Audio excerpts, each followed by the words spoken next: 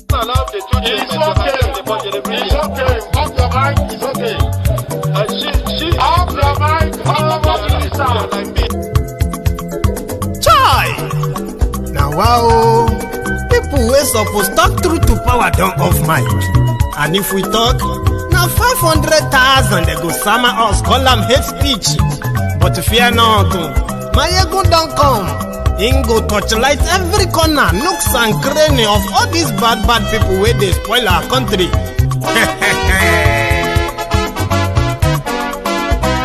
So my people make we laugh, oh, yo. My ego don't come, oh, yo. My people make we shout, oh, yo. My ego don't come, oh, yo. My ego don't come, man of the masses, oh, yo. My ego don't come, oh, yo. My ego diary politico, yo. My ego don't come, oh, yo. This one not the off in mind, oh, yo. My ego don't come, oh, yo. Can in the touchlight every corner, oh, yo. My ego don't come, oh, yo. Okay, some people be they holla say they want the power. Chai, them be promise us say we go get light and power. Nah. Them hustle sote they can't get the power. But now they know they do anything with the power. Sure. Every day, dollar just they get the higher power over naira. Still them talk say make we off mind. But thank God say my ego don't come. So my people make you laugh, oh, yo. My ego don't come, oh, yo. My people make we shout, oh, yo. My ego don't come, oh, yo. My ego don't come, man of the masses, oh, yo. My ego don't come, oh, yo. My ego diary politico, oh, yo. My ego don't come, oh, yo. This one not they off in mind, oh, yo. My ego don't come, oh, yo. Person where they do evil, no one make person talk. Them say that my egun, that man too they talk. He too they talk. Say my egun diary, he they hot like pepper. But every day then they take money in bulk. Woman picking, they the street they hawk. Still them talk say make we no talk. But thank God say my egun don't come. So my people make you laugh, oh, yeah.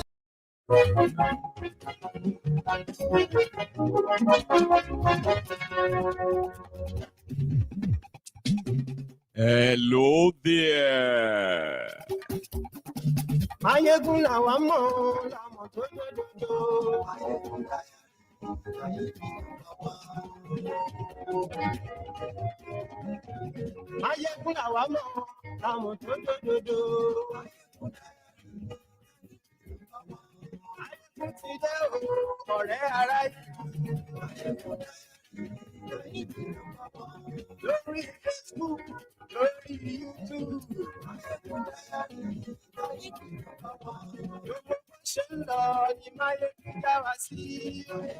Good morning to you. Good afternoon to you. And good evening to you from wherever you are joining us. This is Mayegun Live.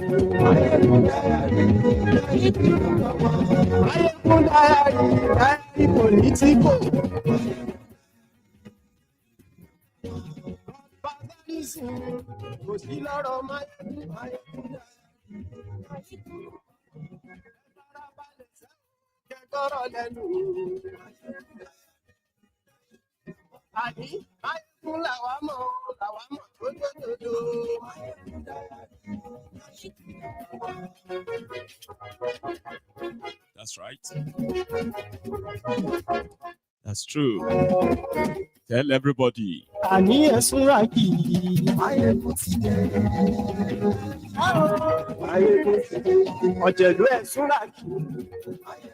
you so much for joining me. You are welcome to the Temple of Truth tonight. First, they deny. Then, they gaslight. Then, they double down. Finally, shamelessly, they accept. If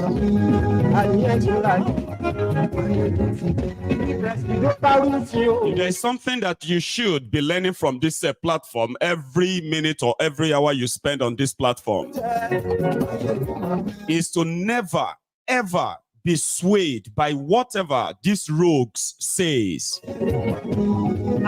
You should never take them beyond the word of the trashy mouth that the word comes out from. You take them serious at your own peril. I want born criminals. They denied that they were buying plane. Then the plane got seized. Now they are flying in one. Share this. Yes. Well, today, thank you so much once again for joining me. Good morning to you. Good afternoon to you. And good evening to you from wherever you are currently tuning in. It is Mayegun Live. Today, the news making the round is that subsidy is not gone. Rather, subsidy is stubborn and it is back in full force. Back with a banger. When they removed subsidy, Nigeria was spending about 420 billion naira a month. They said they were spending, that was Bokohari, they were spending between 3.8 trillion and 4.5 trillion naira a year. That was wasteful. Who were those collecting the money? They didn't tell us.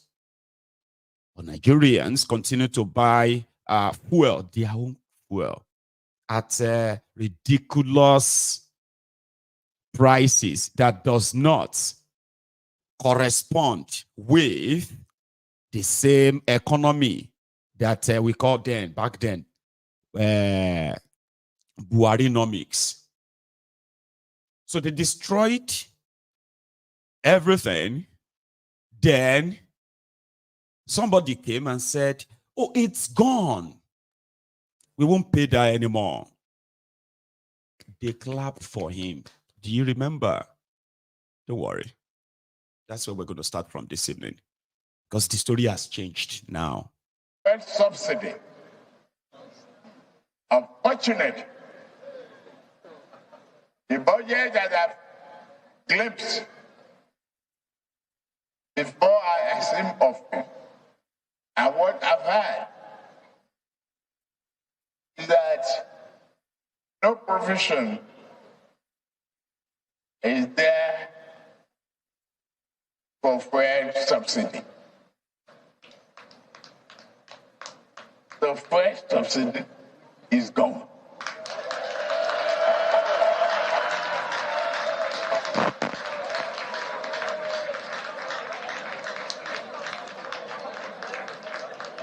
Subsidy can no longer justify an ever increasing cost in the wake of dry resources. We shall instead the channel whatever to form subsidy. Nuisance Lele. So earlier, it was a lie that from day one, right in this temple of truth, a lie that we never bought. A month after he made that statement, it became obvious that what he meant by subsidy was gone was that those who were collecting the subsidy then, they have been changed. They were gone. They will be replaced by new guys that will now be collecting it. They clapped for him.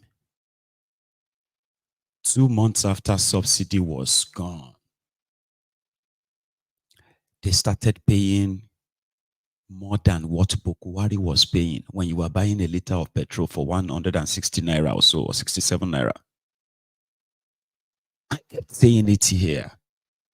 And they went on, I mean, their media continued to say, it took a bold step. It took a the step that was supposed to have been taken years ago. That was audacious. The mumus. I don't even know if they are mumu. I kind of feel like those who believe them, that subsidy was gone at the mumus, right? But you see those ones who went online or went on TV to go and praise thiefnubu. And they were even advising him. How many of you remember? They were even advising him what he should do with the subsidy money. Now that he has removed subsidy, we have to make sure that the development of now majority of them are silent. And it's so sad that some are even still pushing it, that the reason why you are suffering is because thiefnubu removed subsidy. But the truth is that subsidy never left. They just scammed you. And for so long, in the last 1 year, 4 months, 1 year, 3 months, these guys, they have stolen over 8 trillion naira. 8. I'm not kind of like I'm on any round figure. I'm just giving you the round figure. Over 8 trillion naira. You know why? I'll tell you. When Bokohari was paying subsidy and you were buying a liter of petrol for 167 naira per liter, the exchange rate then was 440 naira to $1. Immediately, but thiefnubu, it was a calculated one. In case if you don't know, okay, subsidy was gone. The entire economy further tanked. Therefore, the only subsidy that will be available then, because naira to dollar just jumped from black market rate of 710 naira to 1,900 naira to $1. Now, what that simply means was that the required dollar subsidy that they couldn't give them naira subsidies, they had to give them dollar subsidy. It got so bad that they went on to go and borrow money. Yeah, that they used the crude oil of Nigeria as a collateral. They went to go and borrow money so that they can pay the subsidy. They decided to pay the subsidy in dollars. Well, how did they do that? Through the central bank. So central bank, while the rest of you were buying $1 for 1,800 naira to $1, then these their friends, oil marketers, energy, this is a matrix energy, especially the one that is that increased the imported fuel from Malta from $0 in May 2023 to over $2 billion imported from Malta in 1 year, May 2024. So what they now did was that you see people like that, they will now, instead of them buying their own dollar for 1,800 naira, they gave it to them at subsidized rate. They went on, NNPC went to borrow money, gave it to the central bank. Through the central bank, they accessed that. So that was how they felt they could hide the subsidy from you, by subsidizing the dollar for their friends. You see all of all that, what do you call it? The $3.3 billion that they took from the Afrexim Bank, facilitated by Tony Elumelu. Long story, but that's another thing, okay? $3.3 billion, $1.2 billion that they also took from the IMF and then World Bank all together in 1 year. All of this, they gave them as subsidy. They didn't give them as subsidy to those who are going to probably like improve, for instance, like your manufacturing industry suffering from epileptic power supply. That $3 billion could have made so much difference in just 1 year. But they shared the money. It was subsidy. So that when they all the fuel they were to bring to Nigeria, by the time they landed in Nigeria, if you are to factor in the inflation as well as the crashed naira, by now in Nigeria, you are supposed to be buying a liter of fuel, a liter of petrol. The cheapest you will see should be 1,500 naira. That's the cheapest. Factoring the inflation, the exchange rate, and the rest. So what thiefnubu and gang did was, instead of saying, okay, how much is the fuel you have brought to Nigeria? Oh yeah, let us pay you that. They decided to subsidize the dollar and continue to push the lie in the media that they've removed subsidy. All you're suffering right now, you are just endure, okay? Please endure. It's because we removed subsidy. We are going to use the money. There was no money removed from subsidy. Now it is obvious. They've come out now to say subsidy is going to cost Nigeria over 6 trillion naira a year. The subsidy is back. Remember, you are already buying fuel. At what price right now? And that's what they do. They are the ones importing fuel. They are the ones holding the fuel. They are the ones who are like, again, the cost and the price. All of this just to rob you. The robbery there is that the difference between Bokohari time and now is that the robbery right now is like a double-double. At least Bokohari was paying subsidy, you knew. Abi, you were complaining at how much you were buying fuel. And that also affected how much you are paying for food. Abi? Now, this one colluded with his parties, robbed you blind. Then they, rob you by borrowing money in your name, dipping you into perpetual indebtedness. Meanwhile, they were telling you that the hardship that you are paying for now, which is also, right, going back to their own supposed strategies as well, right? So they are making you believe that you are only don't worry, you are sacrificing. Very soon everything is not going to be fine. I saw some queue around Lagos, Kano today. And I was like, why? Is that Jasco? Jasco is in it. You can see them. It's all up. This Nigeria, God will have mercy upon us. I was in this filling station in less than 5 minutes. Less than 5 minutes. As I'm getting there, they are telling me that fuel is 880. Less than 5 minutes, this guy changed it to 900. I said, no. Now they sell 900 per liter, and this is solo. This is what we are going through in this country, Nigeria. No fuel. I just cannot make that recording inside the filling station because of you should not use your phone in the filling station. They are selling it in solo. 900 naira. Less than 5 minutes. God have mercy upon us in this country. God help us.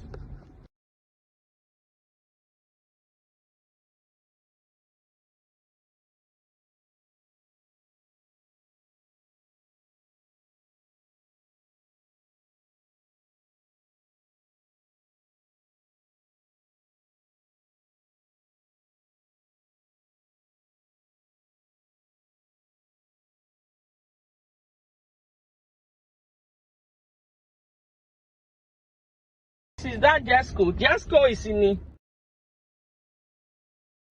All this is not going to help you. It has already helped you by giving you brain. You've got brain.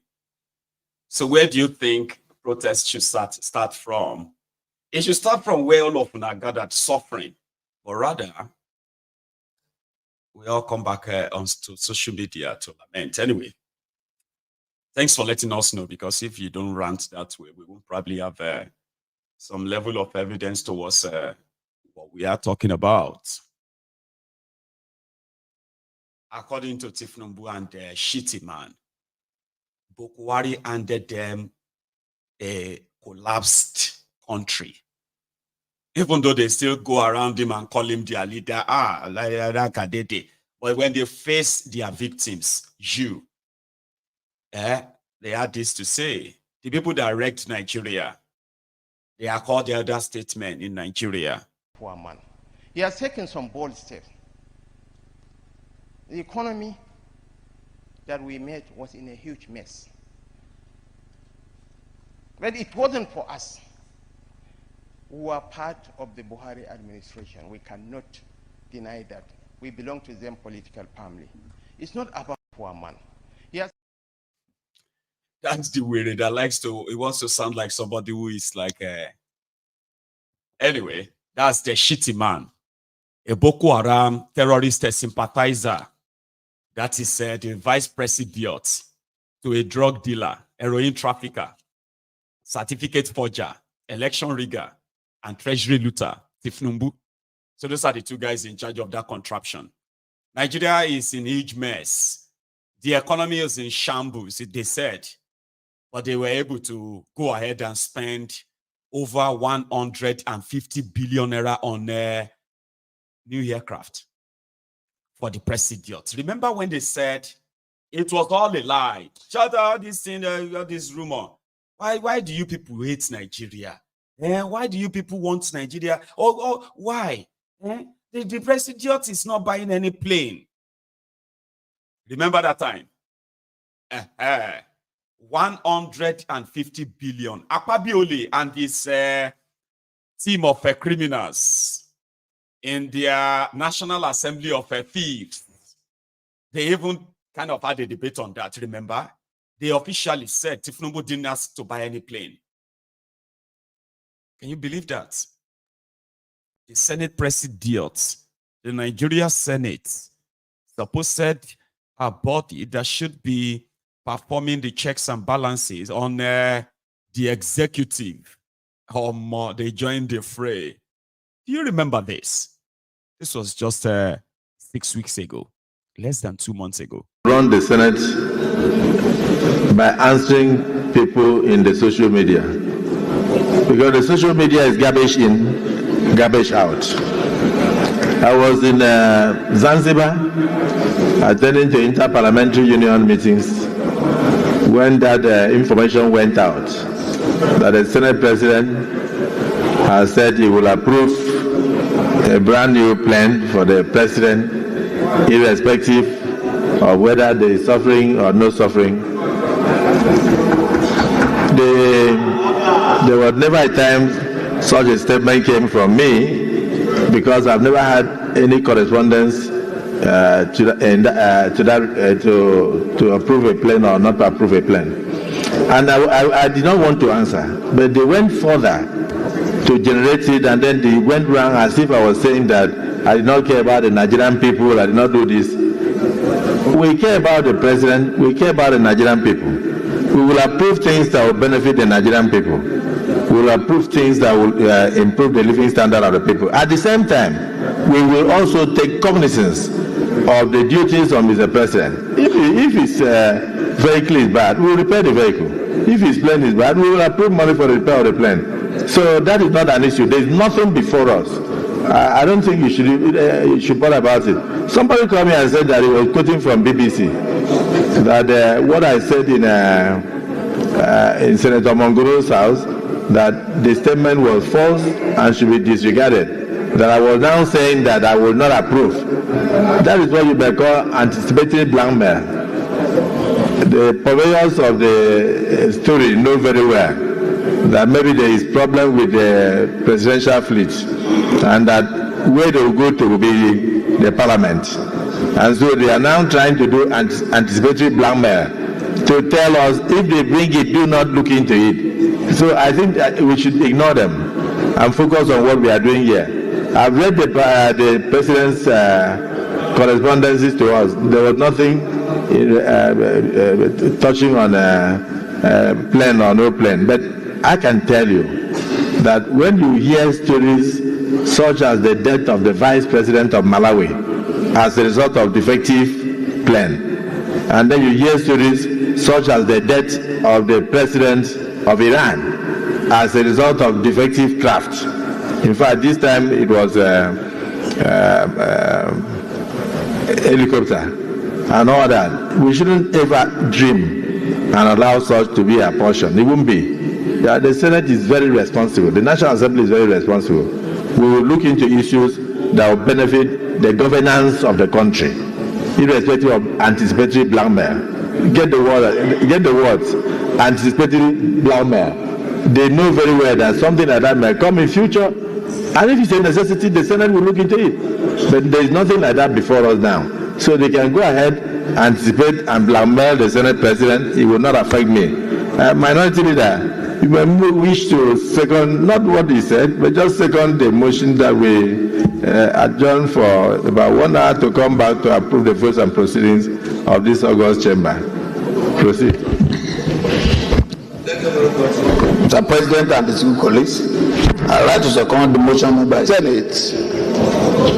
Is aware of the insinuation in some section of the media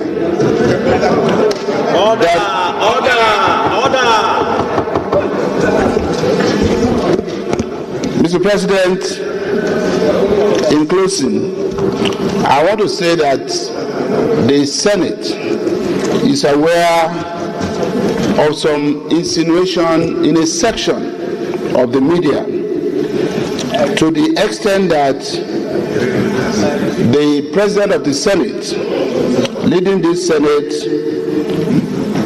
either had at one time indicated that we had a request that the purchase of a new plane be approved for Mr. President, and that the President of the Senate had indicated that regardless of what Nigerians were going through, that would be approved. That was one. And the Senate is also aware that Mr. President tried to clarify this issue, that at no point did he say that. Then another section of the media picked on that again to say the President of the Senate, again leading the 10th Senate, has said whatever Mr. President likes, he should go and do. This Senate will not approve the purchase of a plane.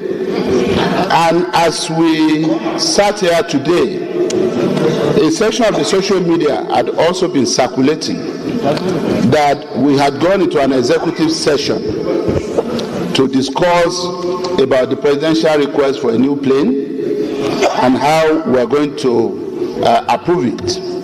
Mr. President, the essence of my saying this is just to make it clear and to alert Nigerians that there is the presence of a fifth columnist and some other propagandists who are doing everything possible to destabilize this country and also destabilize the parliament. Mr. President, I say for the record, as the leader of this Senate, that there is no request before this Senate as of yet. So there could not have even been a basis for us to debate whether we are going to approve or not. It had never been discussed either on the floor of this Senate or among individual senators or at the executive's closed session. There is no such request. If the request comes, it's not about Mr. President of the Senate alone. It's for 469 elected representatives of the Nigerian people to discuss and take a position. 360 in the House of Reps, 109 in the Senate. But as we speak, Mr. President, there is no such request. And I just want all of us to be clear about this. I thank you, Mr. President. You see how they deceive the people.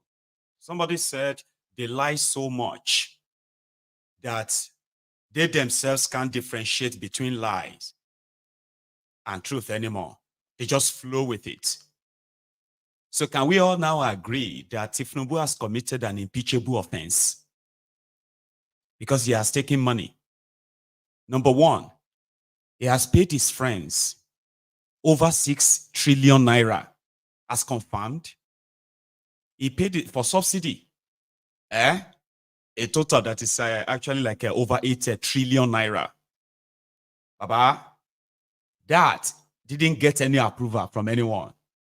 But they borrowed the money, they shared it. Now, this guy buys 2 brand new aircraft, they claimed. And the National Assembly is not aware. So are they going to convene tomorrow and they will say, oh yeah, he requested, that's not what we meant. We just meant that we have not moved the motion on it. we have already approved. Or how are they going to do it? Bokohari printed 27.5 trillion naira in 8 years. That's over $50 billion using the old exchange rate under his during his regime. And there's nobody that can say this is what they used the money for. They printed over 27 trillion naira.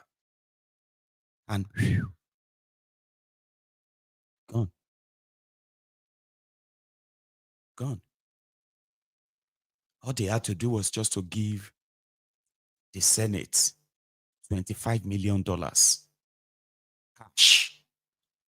The House of Representatives, $15 million cash. 3 days before the end of Bokohari's 8 years tenure. And they all approved and said, all the printed money that Bokohari didn't get any approval for, that 3 days to the end of the government, they approved it and said all of that was done legally. Now, these guys on camera, on record said, thiefnubu never asked for a plane. Even though if he asked, they will approve. There's no record of it. 6 or 7 weeks later, a Chinese company that is claiming the asset of Nigeria all over the world found 3 presidential jets of a poor country, Nigeria, 3 presidential jets in France, and then a court confiscated them. So within that arrangement, which got Macron involved. So Macron and the French government are now playing the intermediary peacemaker between Nigeria and this Chinese company. So they said, okay, could you please release one? So they got the waiver to bring one of the planes that thiefnubu didn't get approval for to buy in France. They send that to Nigeria, A330 Airbus. So thiefnubu can come to France to come and discuss how they are going to bail the remaining 2 aircrafts. Isn't that impeachable offense? Well, I think it is. The NLC chairman that will likely be arrested anytime soon. The police IG Nigeria has invited the Nigeria Labour Congress chairman that they are investigating him for criminal conspiracy, terrorism financing, treasonable felony, subversion, and cybercrime in which you were mentioned. You are therefore invited to interview the undersigned on Tuesday, the 20th of August by 10 a.m. prompt. Yeah, you see that? Right.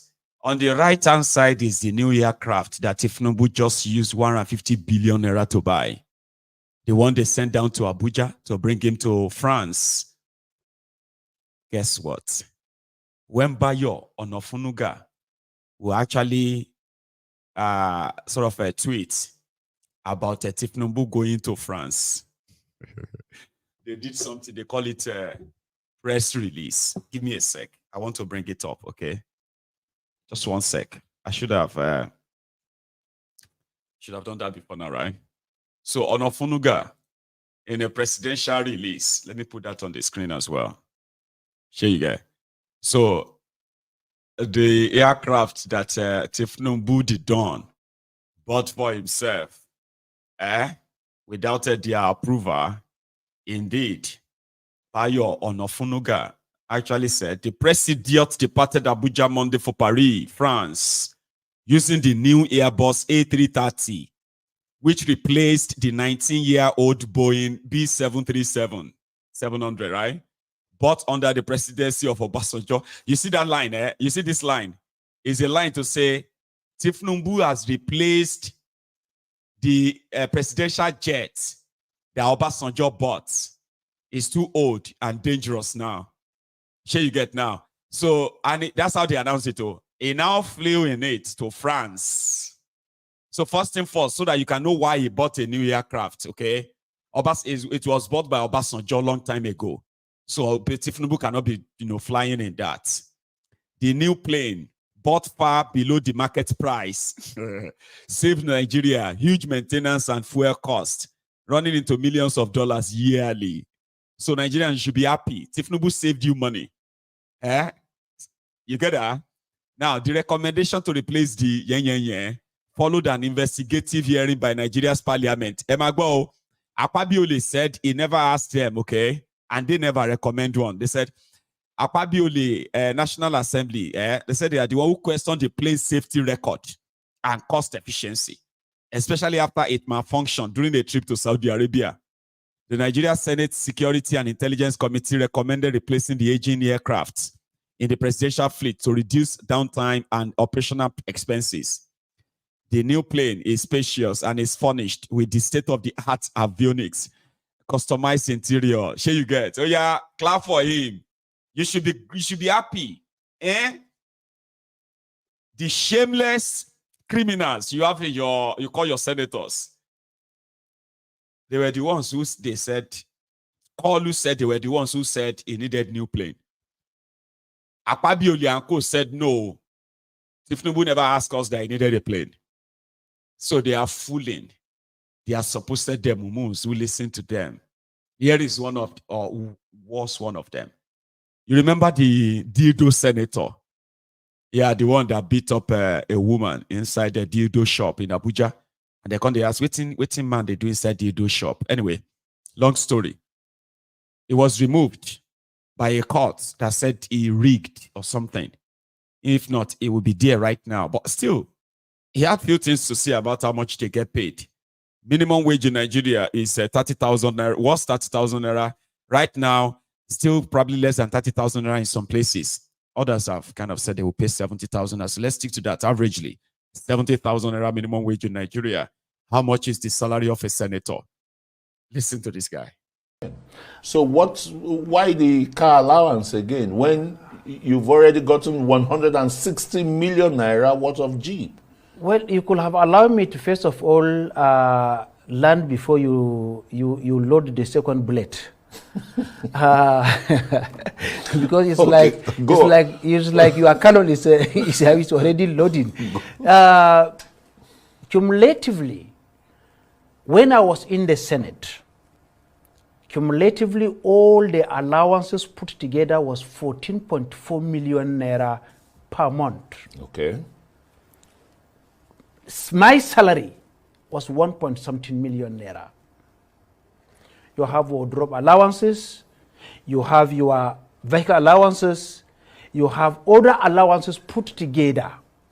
It was 14.4 million naira. Okay, these are the allowances, and your salary was 1 million. Let's just say 1 million. Well, yes. So each senator, yes, during your time then, yes, would go home with 15.4 no, million. 14.4 million. No, plus your 1 million. No, including salary. That okay, is including. Making it to be 14. Okay, that's yes, fine. 14.4 million. Yes. Today, the yes, case is different. Yes. It's about how much? It is about 29 million now. 29 million. Yes. In this austere Nigeria. I will come to that. Okay, now, go on. Now,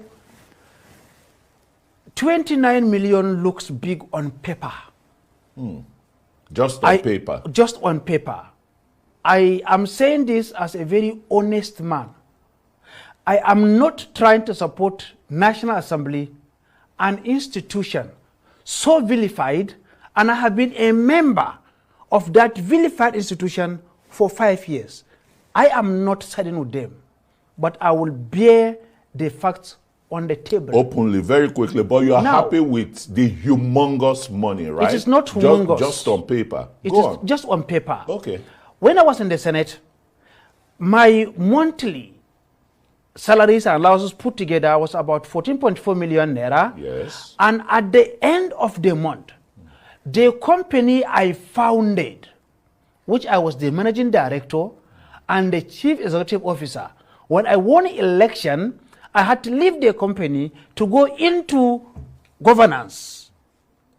Had to start subsidizing my own life, because the money that was coming or allocated to my office was 14 million, which was nothing, absolutely nothing, considering the demands, the want, the challenges faced by my own constituents on a daily basis.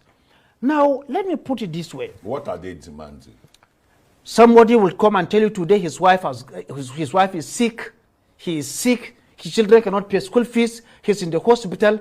I have a case that on that one person alone I took the hospital, I spent 14 million naira on one person. And every month, from all over Adamawa State, in fact, at a point, from all over the country, my office is besieged with people looking for help. At a point, I don't like calling people's numbers. I don't like visiting people. Isn't it? You definitely will go on. Yes. But at a point, I had to start calling some state governors to help me with cases that is being brought from their state into my office. Now I have 14 million naira a month. And I am paying a lot of people's scholarship in my office. I am subsidizing people's life in my office. While a state governor in this country is going home with over 700 million naira security vote every single month, minimum. Some go home with 1 billion naira. The state governors, they put it in their pockets, right? No, I didn't say put in their pocket. Yeah. You said they go home. Yeah, of course, they go home with it to do other security issues. I can't say they put it in their pocket. That would be very, very, very bad. Look, the political elite, let's put it pronto, the political elite have taken governance and development far away from the people. In other democracies, let's take some of the older democracies like the US. Where do you see the constituents besieging their senators or their House of Representative members to beg for money that they cannot pay school fees and the rest? And so therefore, the legislators will now overbloat their salaries. Governance and development have been taken far away from the Nigerian people. I agree with you. Mr. Chris, I agree with you. Governor has been taken far away from the people. And that is where local government administration have to come to the fore. Before now, local governments were getting so much money. They were given contracts at the local squandered, government. before now. Before now. They were doing very well. Chairman was a big man. He can give contract for construction of primary school, culvert, small art road, art dams, and the rest of it. Today, the governors have hijacked the local government system through a devilish thing called JAC, that's joint account. Being that today there's no election in the local government. Okay, let's quickly leave the local government issue because Nigerians are really, I know. Nigerians are really, your duty is to legislate for the good governance of this country. And you're trying to justify today's salary of each legislator, 29 million naira, in the face of the asphyxiation Nigerians are going through. Sorry, it looks as if I'm beginning to raise my voice. I'm only I'm just talking for the. I want you to off the mic. There's no mic here. I'm just talking for the Nigerian people, really. 29. How justifiable is this in today's Nigerian economy with a salary, a minimum wage of 70,000 naira? I think what the National Assembly should do is to create a fund, a particular fund in the office of our legislators who are the representatives of the people to take care of this kind of thing so it will not be lumped into their own salary. Let me say this on a live national television. I am poorer, much, much poorer as a man when I became a politician than I was before I became a politician. Why didn't you resign and go back to your business? Because I enjoy serving the people. You could still serve them with your company. But now, that is the point, because you will get somebody in that may not be as passionate as I am. Now let me say this today, and go to my village and check this. As a senator, I live in a room and parlor in my village. I never built a house. In my hometown, my local government headquarters, I don't have a house. I live in my friend's house. My friend lecturer gave me a house. I live in it. In my state capital, Yola, I don't have a house. You are exceptional. Now, I am saying this on national television. If anybody in the world you are one can point out a house that I built, I was building a mansion before I became a senator. A 23-bedroom mansion with 9 parlors, with a swimming pool in the heart of Mubi. When I became a senator, I stopped it. I took over carrying people's burden, orphans, the vulnerable people. I took over. Their problem became my own problem. Sometimes when I see them, I weep. The conditions some human beings are living in. And you remember that God put this weight on your back. I cannot budge. But being in government at that national level, yes, you had a state government because the people you're talking about, yes, your own constituents, for example, from your senatorial district, besieging yes, you for one assistance or the other. Yes. What kind of discussions do you have with the Adama State governor when you were in the National Assembly, the governor of Adama State, for example? We never had a discussion with my governor because 3 months when I was elected into office, we fought. 3 months. We came on the same party. 3 months into office. On principles, we differed on principle.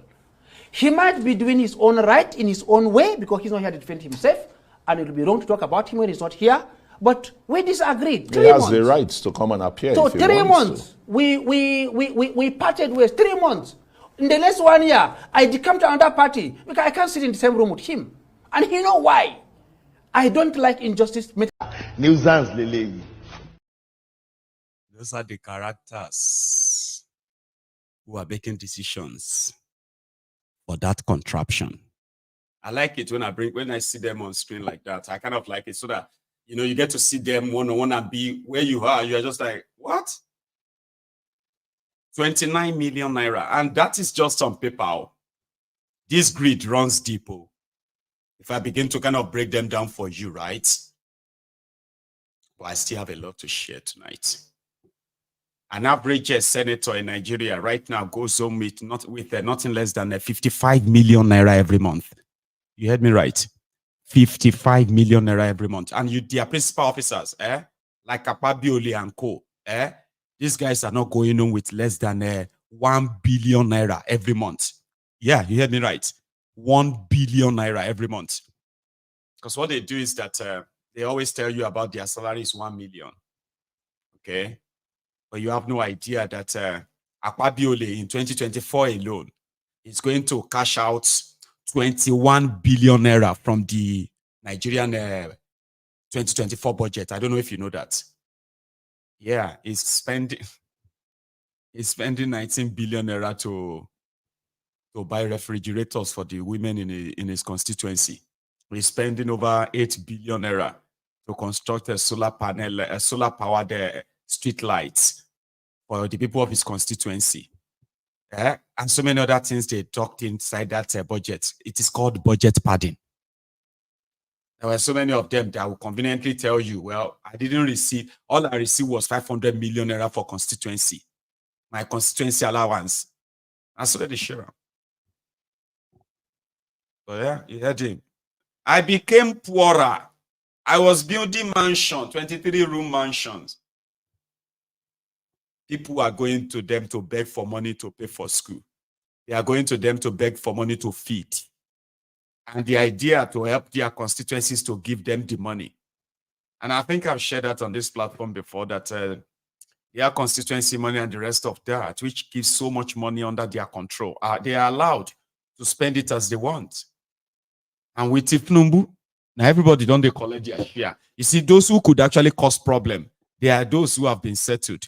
Those of you who are the victims, that will be the victims of the ruined economy, right? You don't really matter. He settled the police chiefs. He has settled the service chiefs. He has settled the judiciary. He has settled the civil society. He has settled the religious bodies. He has paid off, who else is there again? The student body. So he has given everybody their share. So whatever you now see out there is yours. So why can't he just treat himself? So this was him though, when he was planning to go to France, Nigeria Air Force. See the plane where the company collects from Imo, right? That is the new plane you paid 150 billion naira for. And thiefnubu's new toy.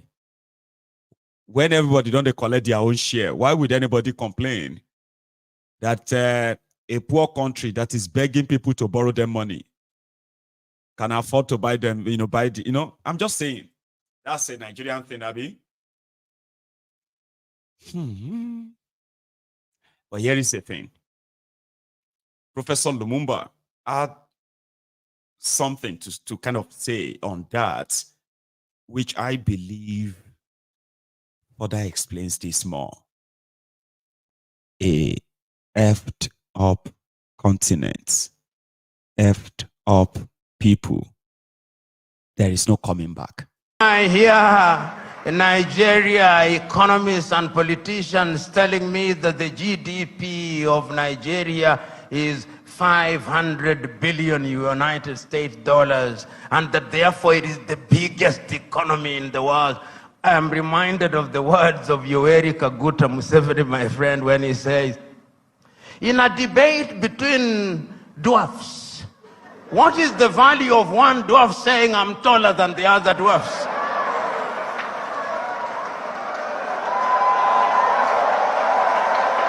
You are still a dwarf. This Nigeria is capable in 5 years of becoming a 3 trillion GDP economy. The fundamentals are there. Talk of human resource. And I think it is my sister, you go to anywhere in the world, tell me, engineering, artificial intelligence, space, Nigerians. The saying goes, if you go to any part of the world and you do not find a Nigerian, run away from there. Because there is nothing to be done there. It is these Nigerians who will move the country.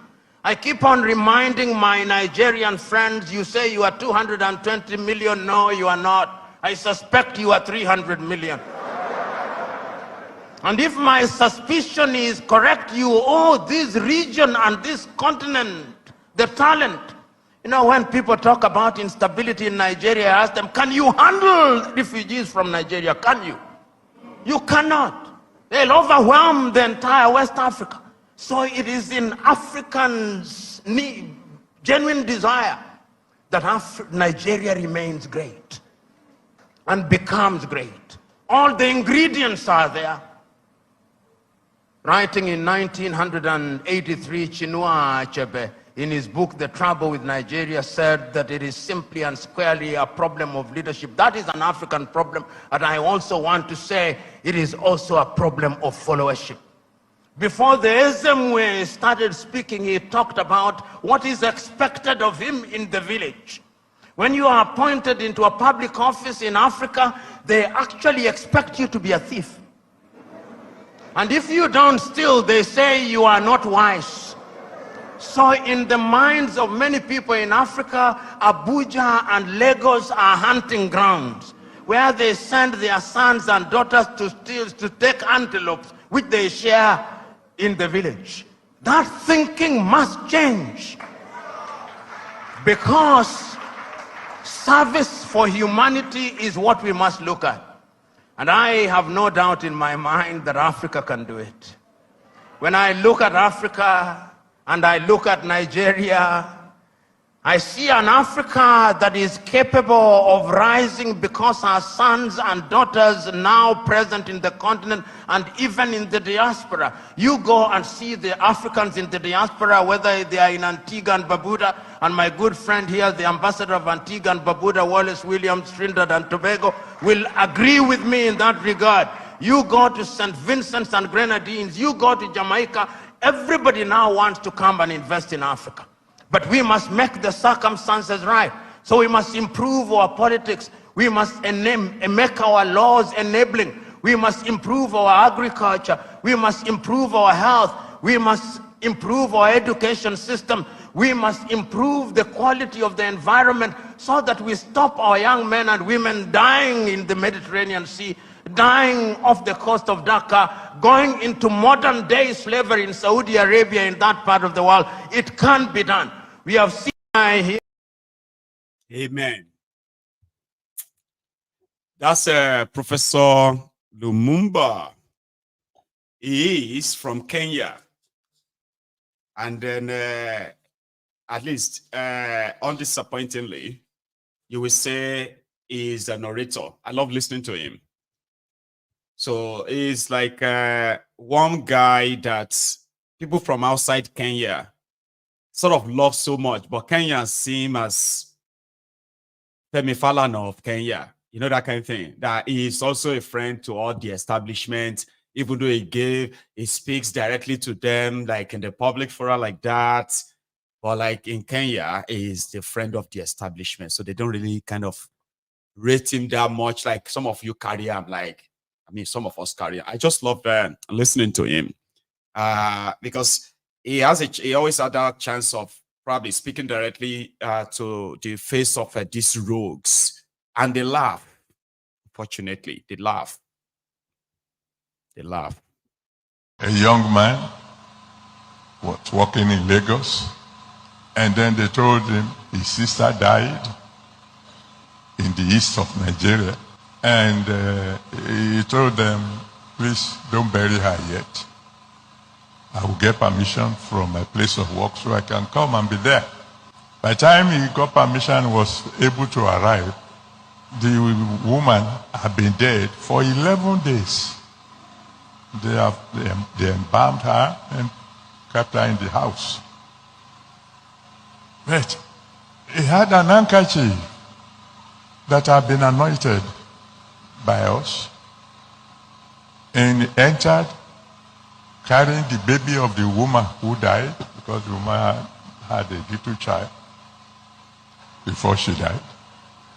Entered the room, laid the handkerchief on her, commanded, command you in the name of the God of Adeboye, arise, and began to go out of the room in sorrow. When he got to the door, he heard a sound behind him and turned, and the sister was sitting up.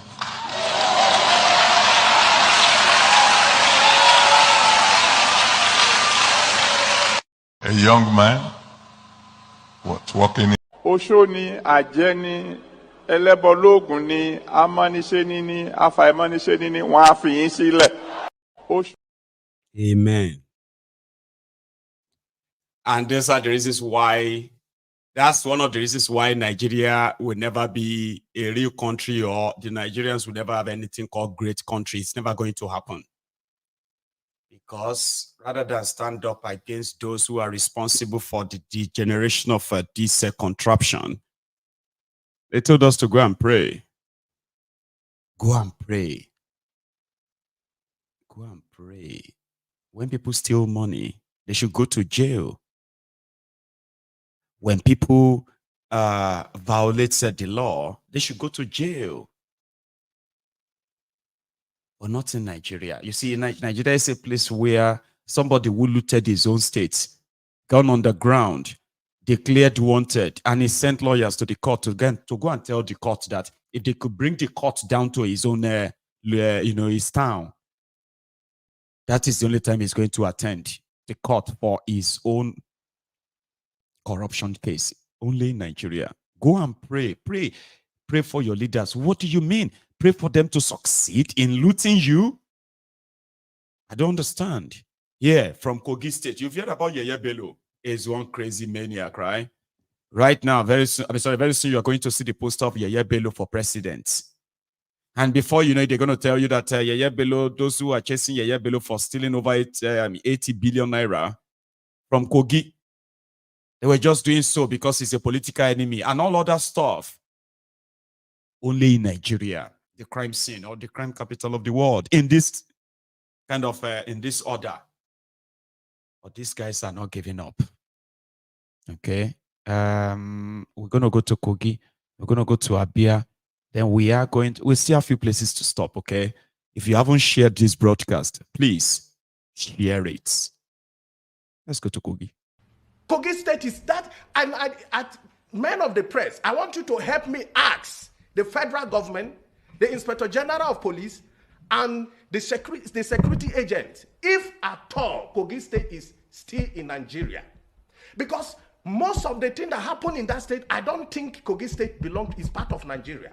Because that state is so small that Yaya Bello, the fugitive we are talking about today, ordered the court to transfer his case to Lokoja. Have you heard that before? A suspect ordering a high court judges to transfer his case to his place of choice. And the same thing now, the Inspector General of Police is now ordering the Supreme Court to give the judgment on the 16th. As I speak to you, official constituted panel of the Supreme Court have not been done. It has not been officially communicated to SDP Amuritala Yakubu Ajaka. As I speak to you, no hearing and no date of the hearing have been passed. So, please, gentlemen of the press, is it possible for a judgment to be given without hearing? And it is important for you men of the press to help us to ask the Nigeria government if at all Kogi State is still part of Nigeria. Because the lawlessness is getting out of hand. The lawlessness, the impunity, the torture activity, and you know what? Let me shock you with this fact. He wrote here that the police to take a strategic position, and do you know what? All will be thugs in uniform, in army, navy uniform. I was a victim of them. Over 45 guns was pointed on my head. Can you believe that somebody that is standing before you was almost killed at a gunpoint? It's only God who blindfolded them. They heard me and were asking me to identify myself, and God, with infinite mercy, I gave them a different name. Meanwhile, they have blindfolded me. So you blindfolded me and asking me for my original name. Do you think I'm a fool? That is the only saving grace, and it is only God that can do that. And the same veteran, I don't know how we have been complaining about him. Why? Another question you men of the press should help us ask Inspector General of Police, IG Ogbuteku, with due respect, sir, you delivered me.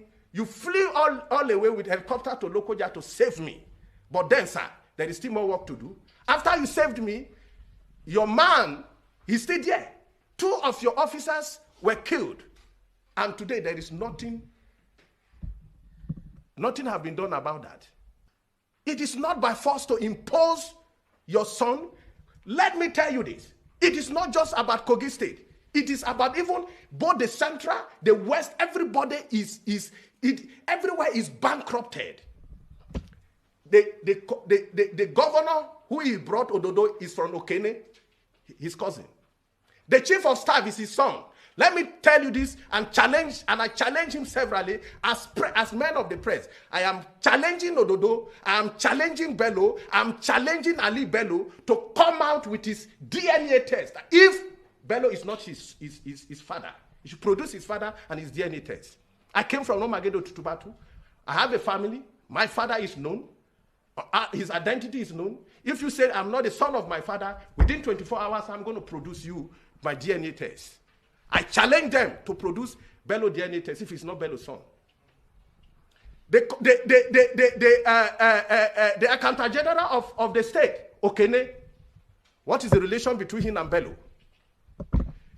The Chief Justice of the state, the son that is now the Chief Commissioner of Justice, where is he from? Okene, what is the relationship with Bello? Are we running a one-man show in Kogi State? Are we part of Nigeria? I don't get it. I don't get it. DG Government House is from Okene. As I speak to you, the ICPC have ordered Kogi State to produce the account of the Ministry of Local Government and Chieftaincy Affairs and the whole account of the state. The woman who is Hajia Habibat have refused to cooperate with the ICPC. ICPC, wake up to your responsibility. Kogi State is part of Nigeria. As I speak to you, DG Government House is from Okene. Only Okene alone produced 3 commissioners, while some other local government have not produced 1.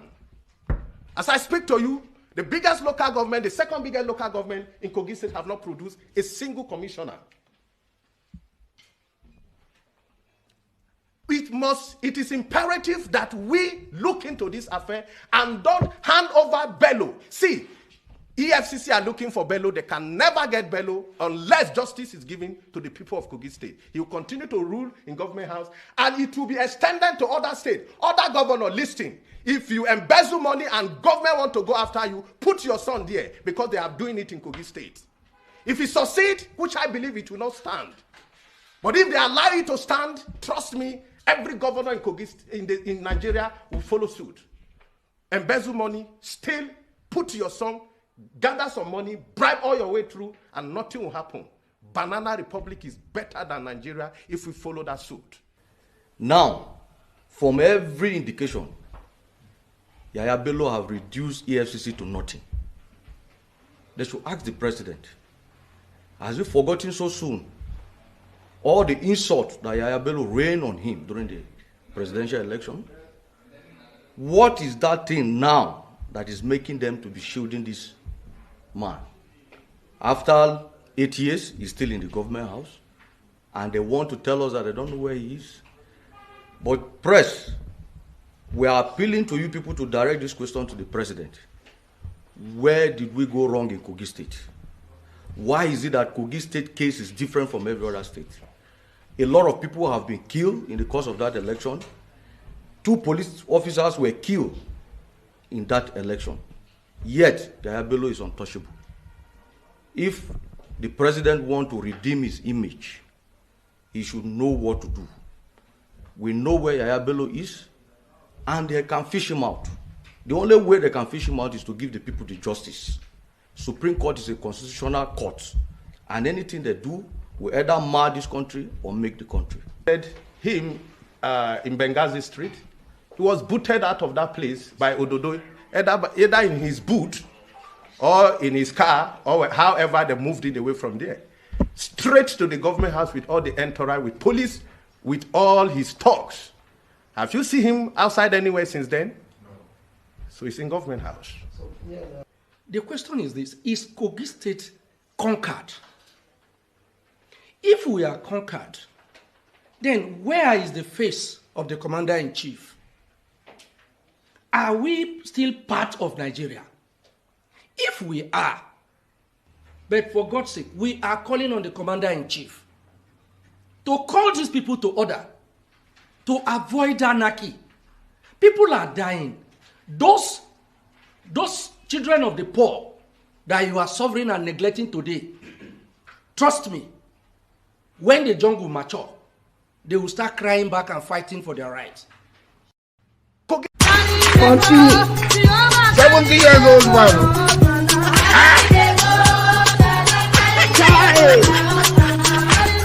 Is that you? Jesus is Lord. Jesus. Is that you? 70 years old man.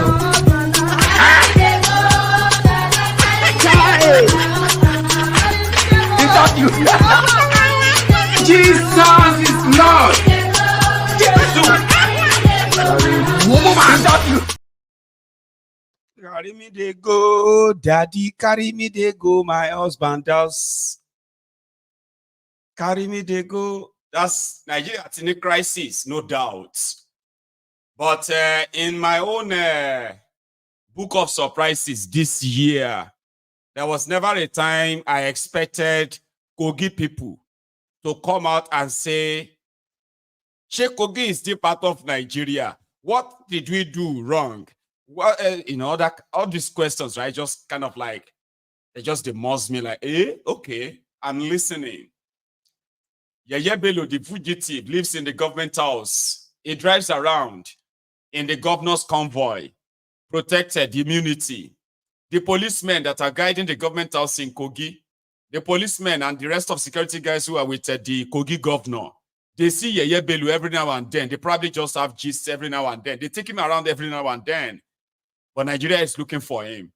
EFCC is looking for him. ICPC is looking for him. Police looking for him. But they are not looking for him.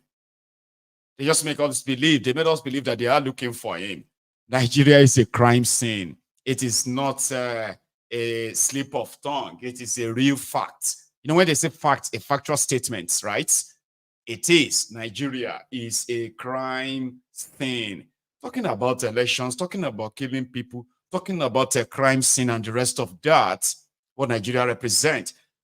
This guy, Osita Chidoka, he was with a show, and they were kind of talking about the roguery that took place in Imo State, where Uzordinjo, the man that opened the door and then activated the terrorism, most of it that you are seeing today in the eastern part of Nigeria, how he became governor and how he rigged himself again.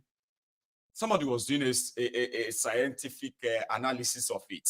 I think you should watch it. I saw it and I'm like, I'm going to share that with us. Yeah. This is what we know. The man that was declared winner is the APC candidate and the governor of Imo State. He got a re-election and he won that election as declared by INEC.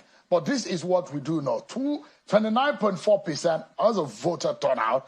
But what did you find out at the Athena Center when you dug into the result and you found out what exactly really happened in that election? So go to the next slide. So these are the key data from INEC and also from the Freedom of Information request. So against the 771,000 voters that was made to call the result, the Beavers only accredited 541,000 voters. Officially. On the day of election? On the day of election. 541,000. That's was what accredited by the Beavers. And on the EC8A, the electoral officers recorded a total of 728,887 votes. On the EC8B, some were cancelled. There was vote inflation. We went to 729,000. But along the line, certain cancellations, we come to 717 at the EC8D, the final votes that was used in calling the result. So this is 541, hold that number, and this is 717,000. So you can see the massive difference. So a lot of almost people, 200,000. Yeah, let's break it down.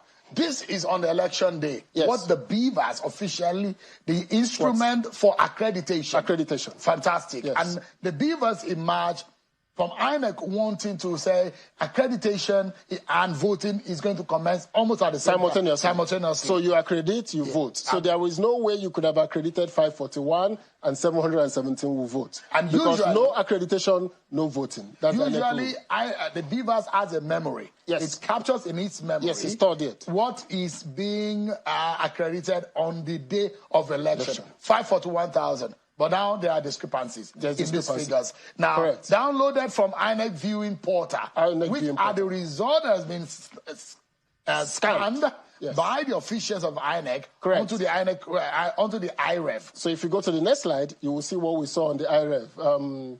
If we see what we saw on the IREF, okay. So here we are. No, go back, then go back. So let's continue from there.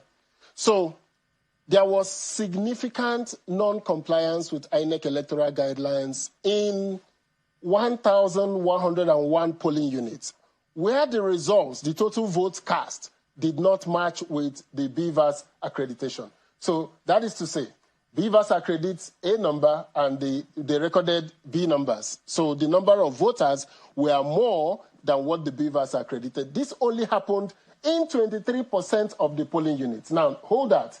In 77% of the polling units, the results were consistent. The total votes and the Beavers matched. So there was very high compliance. Technology has helped us in Nigeria to say that our votes do really count. Our 73% was compliant. 23.1%, now this is the problem. They altered the election results. If you look at these are the local governments and these are the non-compliance issues. The highest non-compliance happened in about 10 polling units, in about 10 local governments. So you see Oru East, Uguta, Okigwe, Olo, Oru West, Ikeduru, Wangele, Oso, and Dunkwere. Interestingly, all these local governments are in the senatorial zone of the governor. This of the winner of the election, the winner of the APC candidate. The APC candidates, interestingly.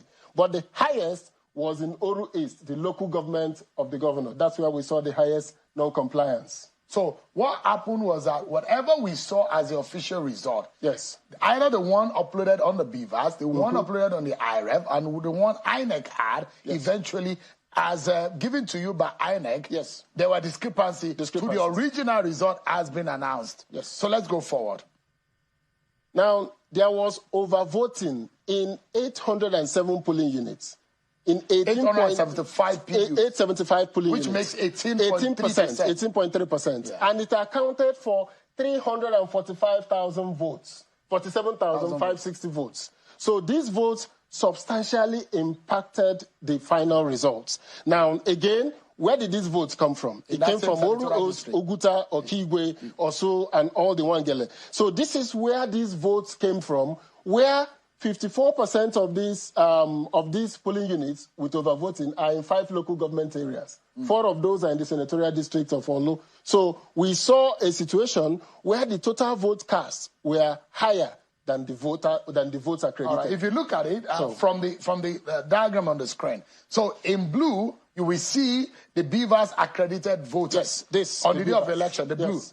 So, and you will see as against the EC8A vote cast, which is supposed to be the vote. It's supposed to tally. It's supposed to tally. But unfortunately, yes, they are not tally. So you will see the increase, which gives you the 347,000.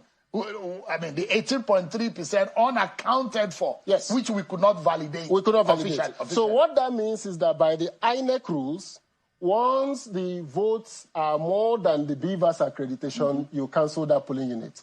Now, in the polling units where there was this distribution, this is what we know. You get it? Okay.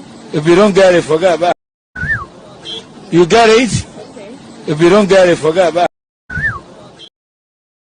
Forget about it. I mean, a lot of you probably don't need a chart. You don't need all those explanations to know what happened, right?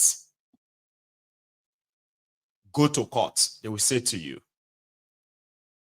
And when you get to court, the court will say, you submitted the evidence late. Or when you submitted your evidence, you folded the folder. That was wrong. That is why all your evidence cannot be used. Or they can say, when you submitted the evidence, you used left hand. That's very disrespectful. You should have submitted it with right hand. Because of that, it's not valid. It's not tenable. That's how he became governor. That's how he got himself refixed. All you need is to try and get hold of the people counting the votes or those who are going to announce the results. Everything after that, you are on your own. And that is why these guys they have the audacity to do all they are doing. You didn't vote for them. All they need to do is just to show that they are doing something. You know, construct a kilometer of road for 1 billion, 2 billion naira per kilometer, 1 kilometer. They will still use substandard products, substandard materials to construct them. When you scream, they will say, go and wait for 4 years. Then they will do it again. They'll tell you to go to court. Isn't that madness? Because that's the way I see it. I don't know how the people of Abia State, I don't know how they felt when they heard this guy, APC, Deputy Speaker Kalu, who said this, that for you Abia people, this Alex Otti will be the last Labour Party governor in Abia State. And people have been reacting though. Are you mad, Ini? Are you crazy, Ini? I don't know if some of you actually know that Alex Otti was a member of APC, that he decamped from APC to go and join Labour Party. I don't know if you know. Okay, you know that. Okay, good. That's fine. But I don't know if you are going to possibly have to live with that when you return back to APC. I'm just saying, right? Don't worry. How do you feel? This will be the last time that a Labour governor will govern Abia State. I say it without missing word. The next governor of Abia State will be APC governor. Yeah, I say it without missing word. So we are friends, yes. We work together, yes. But I will not be number 6 citizen of the country and another party will govern my state. The next election of 2027, the APC governor will be there. I have told him in person, I've told him publicly and privately that APC governor will be the next governor of Abia State. How it will happen, I don't know, but it will happen. So why are you not confident? I'm confident because we are working hard. I'm confident because my government is working hard. The president is working hard. And Abia will repay the president. Abia will repay the president. The president has given you Saudi Development Commission will be repaid. A president that is appointing Abians into administration will be repaid. A president that is allowing attraction of dividends of democracy to Abia State will be repaid. We are not ungrateful people. Monkey will not work and baboon will chop. APC will not help the state to be strong, and then Labour will take the credit. And no. APC will determine who become the next governor of Abia State. I don't care about who the person is, but one thing I know is that the party platform, APC, will be the next governor of Abia State. Go and write it somewhere. That we are ready to work for Abia State. And we are tired of being outside government, the government at the center. We need to leverage the power of the center to, increase the development of Abia State. The governor is my friend and he's doing well. Comparatively speaking, from other governors, he's not doing badly. Within the 100 years in office, I give it to him, and I'm proud of him. He's my friend. In fact, we spoke today. There's barely a day we don't speak. But this issue remains. We have to push for our party to take over the state. I mean, I owe Mr. President that, and I owe my party that's giving me number 6 position that, and I'm sure the governor knows that I owe my party that, and I'm sure the governor will do the right thing at the right. Since when I born, you never seen this kind of abuse before. Turubu, I must abuse you. Turubu, number 1, Ogu Okiyopa. Turubu number 2, Ogu Okiyoma. Turubu number 3, Ogu Okiyo your children. Turubu number 4, Ogu go bury all your family. Turubu is a goat to you. A goat to you. Turubu is a goat to you. And Wausa. That person, Kalu, is someone that's a typical, a typical Nigerian fake elite.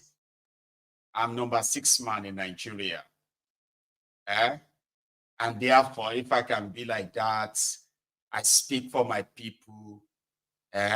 We will take over next time. But listen, some of you may think he's talking about APC, Egbe, coming to contest and then win an election against Alex Otti. They are practically telling all of you, especially you, the obedient. Now, if Alex Otti return back to his party, Onago come, maybe Onago come begin to be like this. It will come be like what? Alex Otti is different. He's a different person. It's not like APC people. But you would have to promote APC. Because you say, vote APC, Alex, I don't know. So there is a belief that he's going back to APC for his own political survival, they say. Others are saying that remain the figment of their imagination. It's never going to happen. Okay. I sure don't want to come here and do breaking news. Alex Otti is back to APC. And Unago Konde be like, shut up your mouth, my shake with when you. I'm just shake with from our gitigon. Because I know some of you like that. Unago Konde come here later when I can say, at Alex Otti, at Ikunikasi, no, listen. You know I don't like APC, Mayegun. But let me tell you something, right? Alex Otti is different. My shake with when you pay my pie down on it. You know, say me. I've told you before. I am not somebody you have to love. What do you call it? Conditionally. You have to actually love Mayegun unconditionally. If you have any flair for these Olori Brukus in that place, don't come to my platform and begin to try to advise me. I'm saying it now. So that time, come on, Adabi pay. Mayegun, you need to listen to other people's opinion. My shake pe fun eni, opinion ko pa edanu. Because there's something you want to say that I don't know. All right? Probably.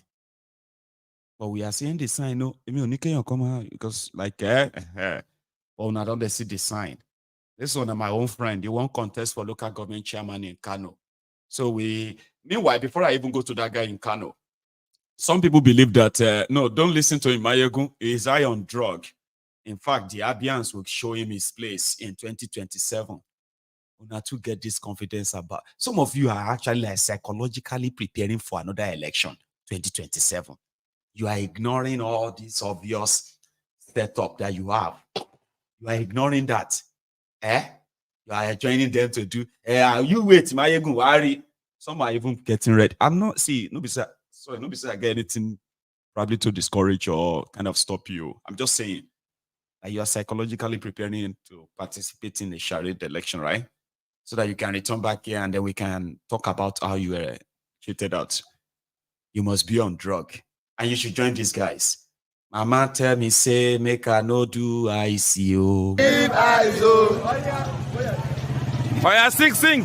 Mama tell me, say, Ami tell me, say, Ospak tell me, say, my father tell me, say, mother tell me, say, Omo tell me, say, eyes no good.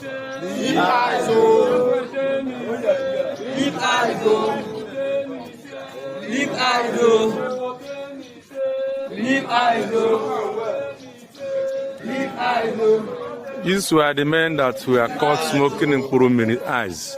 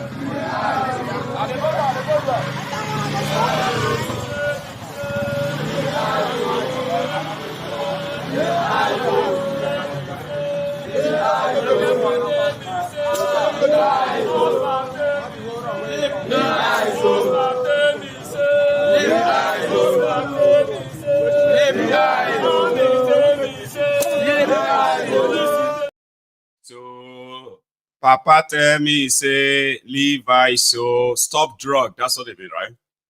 Majority of your politicians are drug addicts, drug abusers. I'm talking about chronic drug users. Your president is a drug addict as well, like the drug dealer that he is. If you don't agree with me, Mo will run the drug test on all of your politicians, from all your governors, starting with thiefnubu. Mo will do public drug tests for all of them. You go see heroin. People, they smoke latrine. I don't know what this my guy smoke, but he's running to be a local government chairman in Kano. I don't know what he is saying, but he's telling us about his manifesto. If I was in Nigeria, since election no they count, I'll still vote for him.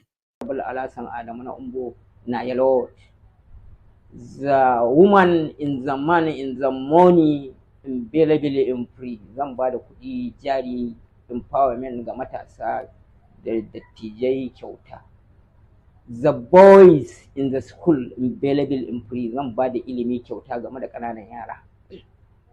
The borehole in the Yellow in town through local government area in Yellow.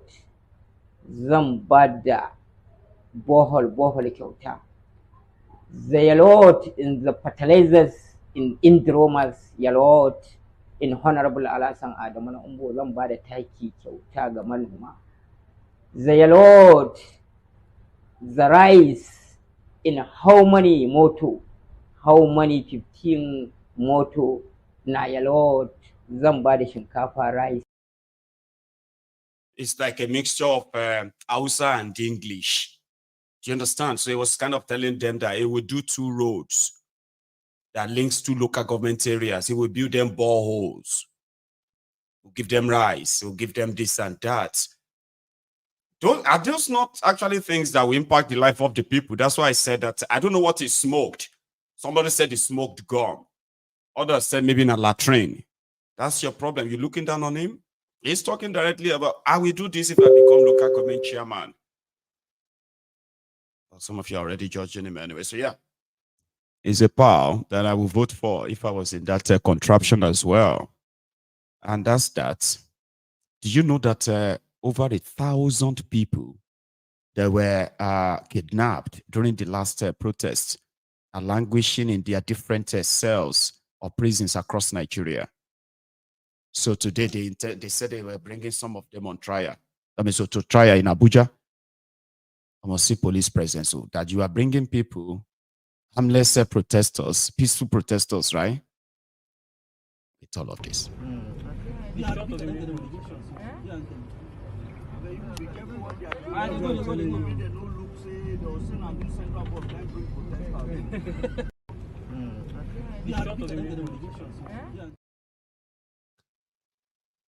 This is what it is, isn't it?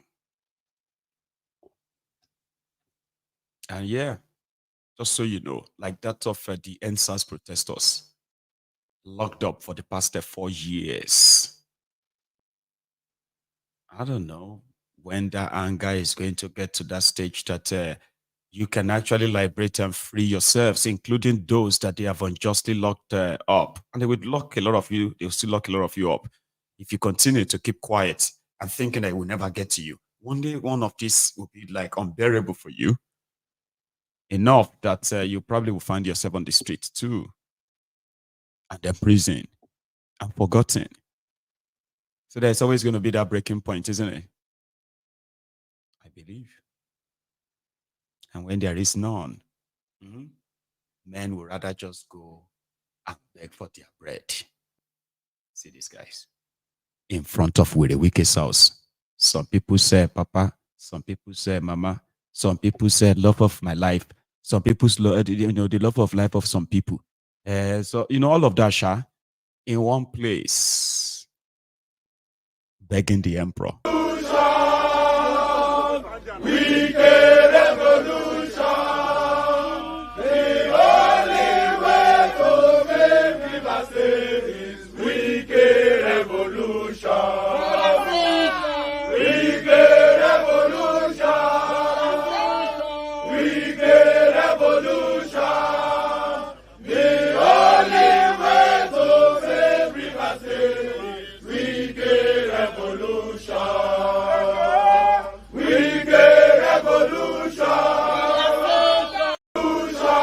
I'm highly disappointed of Nigerian government because the Nigerian government were highly disappointed in them due to foreseen circumstances.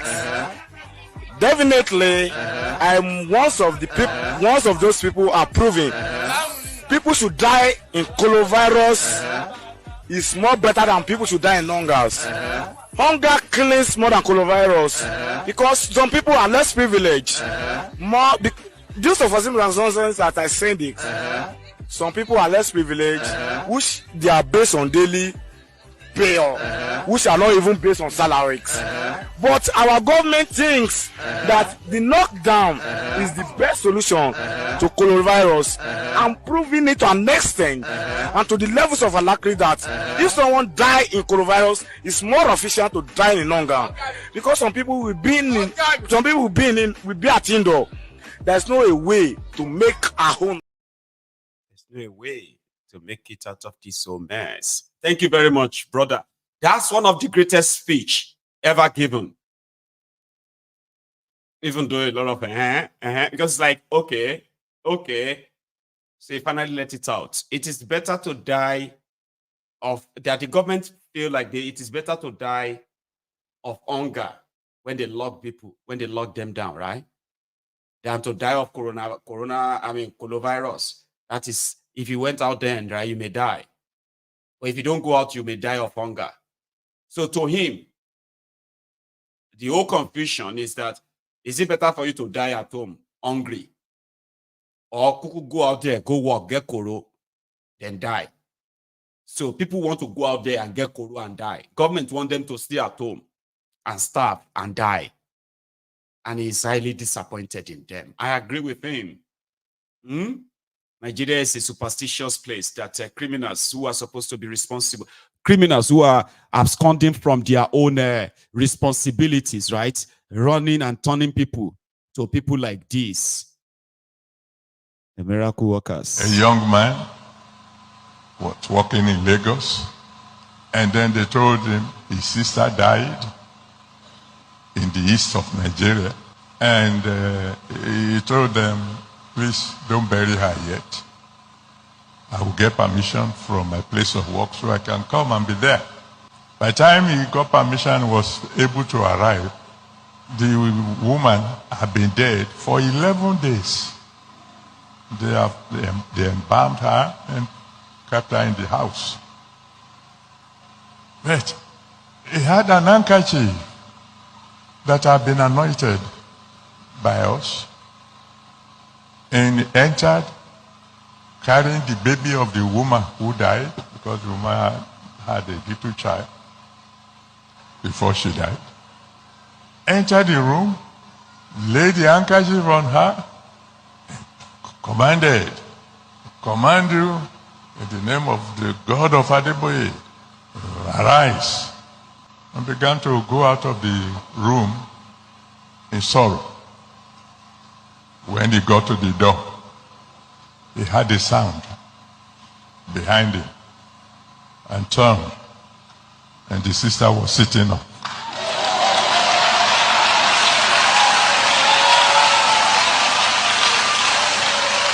A young man. You won't need a car to travel. You won't need an aeroplane to travel. You will just say, I want to go to London. And you'll be in London. Either you believe it or not. The time is coming when you won't need. Whether you believe it or not, but they go tear me apart. Watch your mouth. Oh, you need strength to move every shape with anybody right now. So I'm just going to say,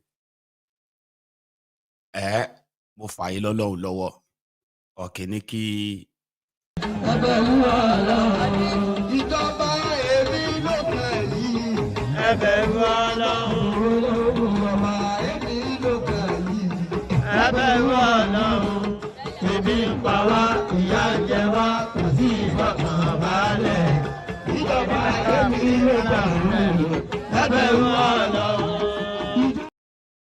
Thank you.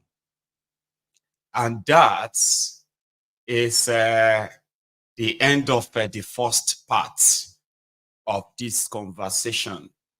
We are now going to go into the executive session.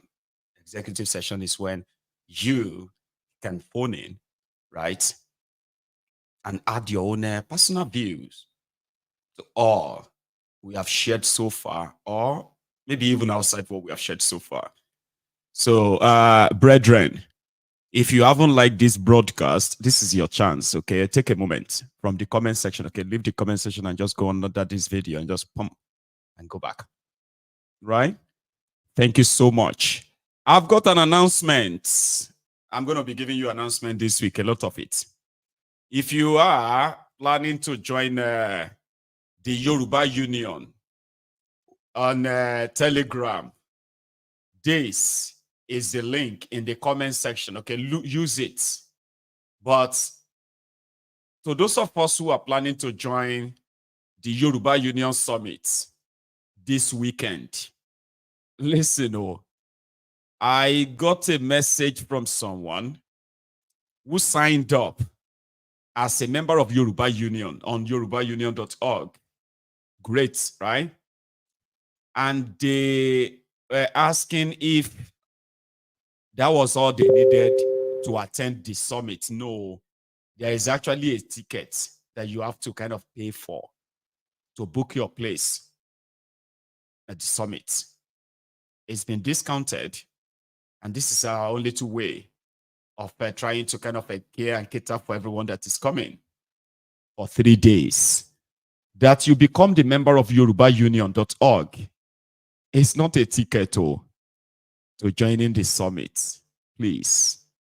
So if you take a look at this comment section as well, if you are interested still coming around, please do so like today and latest tomorrow, because we have to make provision for everyone coming. You know, now I don't want to say, is that like the Onyibo thing? Eh? It's like you are invited, you are only an attendee by an invite. Here you get. So it simply means that we want to know who is coming so that we can prepare for you. What do you like to eat? What do you not like? Do you have any medical conditions that we should know in case of emergency? Do you have people that we could speak to or call in times of emergency? All this kind of information, stuff like that, we need to know who is coming. If you have any health, sort of like any health crisis, here you get, what should we do? So you need to let us know. And if you have any allergies for any food, I don't know if people have allergies for Nigeria food though. But I'm just saying, we can't find out unless we know you and who is coming. And the only way we can know who is coming is if we have your detail as somebody who has reserved a seat for himself or herself. If you have reserved a seat for one person, and then you are coming with your partner and the rest, do you know that that's going to probably put us in a dilemma if we don't make provision for your partner? You know what I mean? So that's why you need to let us know. Even if you have even if you have bought your ticket and all that, and it's only yourself that booked a seat, let us know if somebody is coming with you. Okay? So there is an expected email to be sent out tomorrow. Yeah, tomorrow, Tuesday, to ask for all this information. And then if you have any inquiry, any questions and all that, I'm talking to those attendees, the participants. And to everyone else, let us grab our phone, get ourselves ready. The number is on your screen. You can react to this going forward. I'll go on a break first, just about a 2 minutes break. And when I come back, we will take calls. Thank you.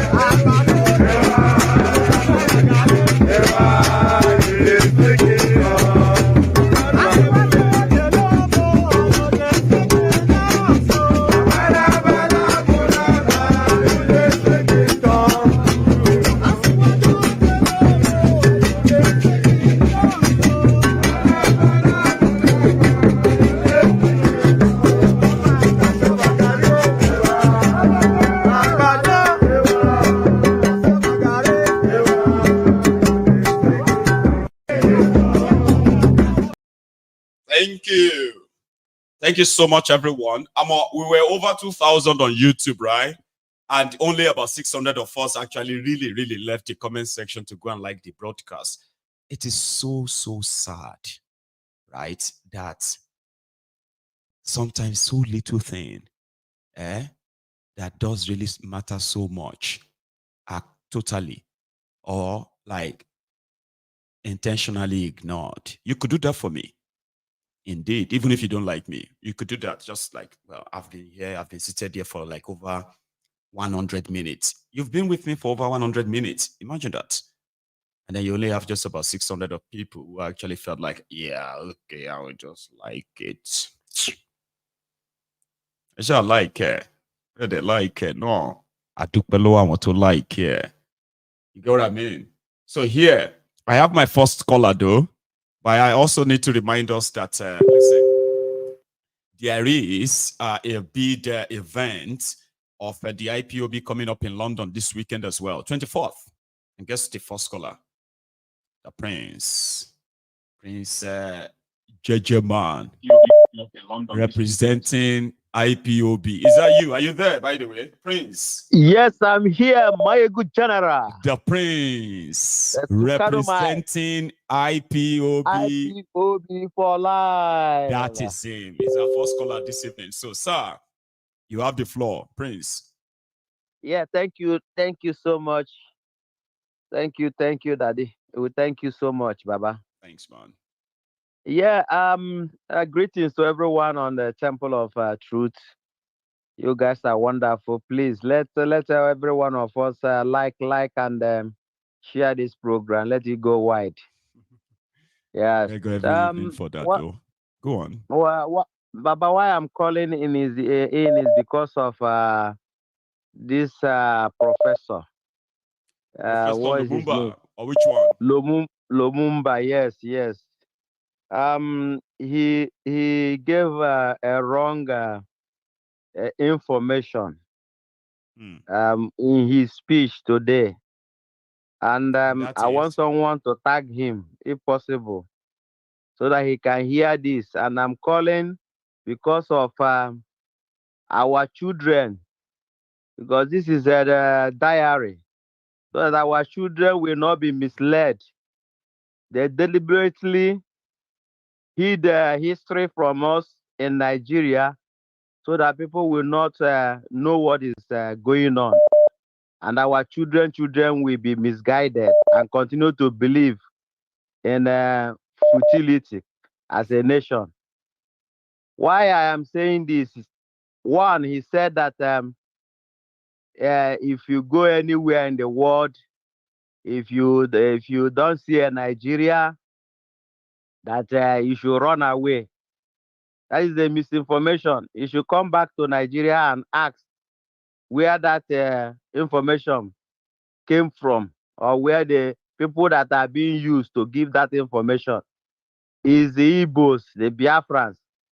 If they go to a desert, they will turn it to an ocean, not Nigeria.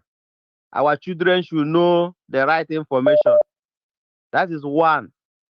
Then secondly, he was telling the world that Nigeria, they say, is 200 million, but they think they are more than 300 million. So they are powerhouse that people should hope on for the Africa to be a giant. That is another misinformation. In Nigeria, when census are being counted, cows are being counted as human beings. Not only human beings are being counted. They count cow as human being. In the north, where they have women in their hut, you don't census people who are counting census don't enter there. It's Bashiga. They will just tell you people that are there are 10 children, and that's what you write on your book, and you get away with. Scientific, whatever to back up the number. Exactly. So even as they are saying Nigeria is up to 200 million, it's a lie. Maybe we are about 100 million, because they can include cows and counting and goats. They count everybody together. That is this Buhari made us to understand that cow is also valuable like human being. We shouldn't, if one cow is being killed, 100 Nigeria can be killed, and they will pay 500,000 naira. Thank you so much, Prince Jejeman. Yeah. Let me add something anyway. So I'm going to take another one though, Baba. Thank you very much, because of our time, right? Or you can listen to this, all right? So there's something I want to quickly add, right? To what President Jejeman said. There is a belief that a lot of us agree and are, kind of like, because it's fact, that if there's anywhere you go to, in any part of the world, and you do not see any Igbo man, not Nigerian, any Igbo man there, the ideal thing is that you should leave. There's possibility, right, that you are just wasting your time in that place enough that, you know what I mean, like you won't see. Yeah, people change that to, if you go to anywhere and you don't see a Nigerian, leave that place. I get that. But there's also one piece of information that all of us should know. The word that anywhere you go to, that you don't see Nigerians, right? That people kind of use is also relative. We from the southern part of Nigeria, we tend to love going to Western countries, and we have a lot of us there. But do you know something? The northerners, they were actually the most people who live outside Nigeria the most. We kind of agree that they don't live outside the blah, blah, blah. When you go to, for example, if you go to Chad, even Niger, you will see Nigerians there, right? In their, if not in their millions, you will see them in their hundreds of thousands. Guess where they mostly come from? Northern Nigeria. Now, this is not a context. Sorry, it's not actually not a contest. And I want people who are enlightened not to see this as a form of, you see, when people are making an expression, sometimes depends on what they are talking about. Okay? So when you see, what do you call it? When you see, or when you look at the top and top firms all over the world, you are likely going to see the inclusion or the involvement of Nigerians there, including northerners. I've had northerners who are working as scientists in American institutions as we speak. We have northerners who are working at, not just American firms and all of that. We are talking about scientific research institutes. So the point Professor Lumumba was making was just to let us know that you actually have the potential that cut across everywhere. From the north to the east to the west to across the whole place. If you pay attention, you will see a lot of people who have become American, British, this, that, and they are from all these places from Nigeria doing great stuff. I'm talking about brainy guys who are never given the chance to have a chance of actually transferring that same brain and all of that into fixing that contraption. And we know why. So don't always make it look like it's not a total misinformation. It's called the expression. And sometimes you use hyperbole, you use a metaphor. Sometimes you use some numbers just to drive some message, right? And it shouldn't be lost on us. I thought I should add that. Even though we generally believe the northerners don't travel, we are the southerners, we are the one everywhere. Calm down. Actually, that is not true. I'll take another call. I don't know if I still have you there, though. Are you there? Yes, I'm here. Yes, you are. How are you? That's Old Up, right? Yes. Old Up from Leeds. How are you too? I've been listening to you. I've listened to how energetic you've been today, and I can only be proud of you. Thank you. You are becoming controversial these days, and I wish I have a means of trying to get all of you back on track, but it is the temple of truth. You are always free to speak your mind. So, Baba. Okay. Go for it. Basically, I like, of course, it's always good to always remind ourselves that we can only talk about these things, right? Because if people who are meant to change, to make the true change, are there, they are not doing anything, right? So we only have reactions, people who know how to speak English, pastors, imam, professors, doctors who will only say things on rise, AIT, and on and on. And nothing comes back, you see. And after they've given their speech, 2 months down the line, they will change their tone again, and then they will start talking about it.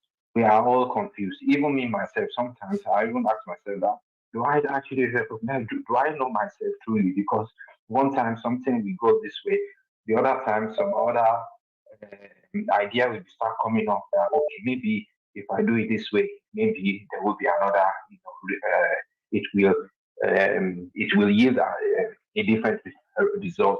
However, what I'm trying to, see, Nigerian government is they are all scavenging, right? Because the Chinese people, they are not stupid. If you remember when Saudi Arabia newly started about 40 years ago, there was nothing there, right? And they used their resources to bring in expatriates and Americans helped them to build. If you know how many Nigerians who are lecturers, who are doctors, who are nurses, who are like these experts in Saudi Arabia, and guess what, sir? There are so many of them that are not even Muslims. They are just experts plucked from Nigeria, right here. So the point I'm trying to make here is that when Nigeria claimed to have a lot of graduates and hotspots, their real potential has not been unlocked. Their real potential is still in a box under the ground somewhere in Nigeria, and they go to other countries to use their skills, which is not really truly shown, right? The only place they've been unable to show themselves to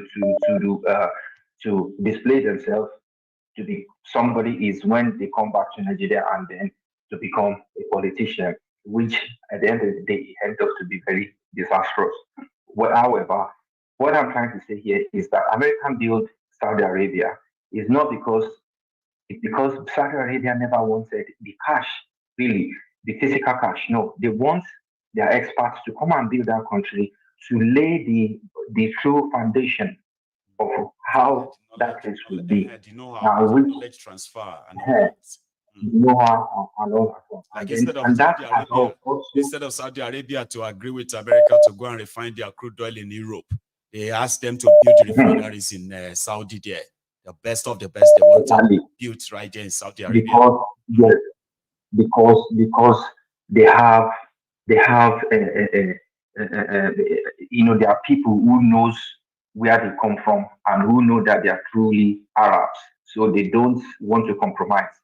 And of course, if people know that, okay, this is what we have, and then we can't compromise that with anything. We can't be stealing stealing from our people. And if the other people sees that these people are not that kind of people who you can entice with physical money, dollar, or whatever, in order to get away with all their resources, then they know that, okay, these people are the main business. And that was the case in Nigeria when Nigeria newly had independence, because the place was built for Nigerians when we have a regional system. And then because the white people never know what are these people actually wanted, but they thought, like, okay, like everybody else, they want a good governance, they want everything to be done rightfully. But these days, things are no longer that way, because they realize that Nigerians only want to steal from their people. And the Chinese people, so the Chinese people come, they invest by bringing their own people, their engineers, their people who know how to do things. They will build the things, the railway and all these things, and then they will now debit Nigerian government. So that means Nigeria is owning them, right? So Nigeria are not happy about that, especially the corrupt, the ones that are infested with diseases, these APC people and all. They are not happy about it. They say, okay, you think you can just build a seaport, or you build a train station or whatever, and then you will now say, oh, now we are owing you money. Of course, that is how it should be, really, because the Chinese, they know that if we give you these people this money, they will steal it. It won't yield any result at all. And the same thing. Hold on. Thank you so much. Yeah. Because of our time. Sorry, let me just conclude. And then these Western people, the European and whatever, they know that Nigerians are, especially, most of Africans are already corrupt anyway. So they would rather entice them with money by means of IMF. So they give them that money and then with exorbitant interest rates, because eventually that money is either they won't pay it back, and then they will end up stealing it anyway. So which we end up in square one. It is like catch-22. So, just go in circle. So they just crumbling everywhere. So I wonder why did you say I'm becoming controversial? Is he in a good way or in a negative way? I'll tell you next time. I like it. I don't have a problem with controversial people. Don't get me wrong, okay? Because one thing there is that you are somebody who can trigger conversation. So yeah, keep it up. I'll tell you next time. You have a good one, okay? Yes, sir. That's hold up, ladies and gentlemen. I have another caller, and then here. Hello. Hello, Mayegun General. Prince Adewale, the African Wahala. How are you today, Baba? I'm doing very well. I'm just excited to be in Glasgow very, very soon to begin the Yoruba Union Summit. I'm looking forward to seeing you, by the way. Trust me. Oh, yes, sir. It's going to be a great time and a forward-moving time, by God's grace. It shall be. And I wish everybody safe journey down to Glasgow, especially all of you flying in from outside the UK. I look forward to that. I am looking forward to that. Thank you. Thank you so much, my brother. Thank you for the great show, as usual. Thank you for having this. Honestly, bro, I tried doing this, but I couldn't. And because I have some experience trying this, I know how difficult, how much challenging, how difficult it is for you to bring these programs to us on a consistent basis. No matter how much people try to dampen your energy, you still continue doing it. So I appreciate your effort. Thank you so much for the great show. Bless you, man. Yeah, people click on that like button, smash that like button. That's the least you can do. If you're not going to drop a super chat, just click on the like button. It's the simplest thing to do. It is what it is. Go on, man. I wanted to speak about, I wanted to remind people that Nigeria is not a country. And I'm very happy that we have this platform, Mayegun's Diary Political. It has become all of us platform at this point, because this is where we air out. This is an opportunity to air out our grievances. And these terrible, evil people, especially the politicians, many of them listen to the show. Many of them, or their family members, they listen to the show. We have DSS, police, soldiers, all these criminal gangs. They come here and they snoop in, they listen. So it's an opportunity to pass their message and to tell the entire world that we don't have a country. We are stateless people.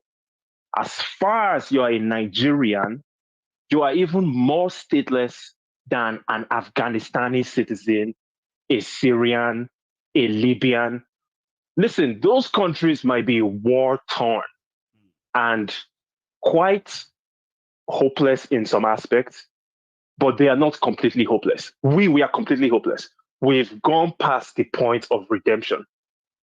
How can we have a system where, imagine you find yourself in a country where you can be arrested, killed, and you will never get justice, even though the court system told the judge, put up a stamp that you should be released and go back to your family. But the politicians can supersede the court system. Override it. Now, within that same dynamic, you have a governor, one of the people that have destroyed the country, stole money, became public knowledge. It's not a surprise. Everybody steals money. especially the people that have power. They are all thieves, we understand. But this guy stole money. The knowledge is in the public. Instead of arresting this guy, they let this guy walk around free. He's living with a governor. I'm talking about Yaya Bello.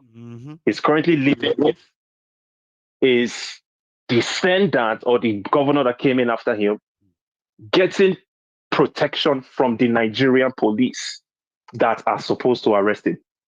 Meanwhile, you have some other politicians coming out because they have grievances with Yaya Bello.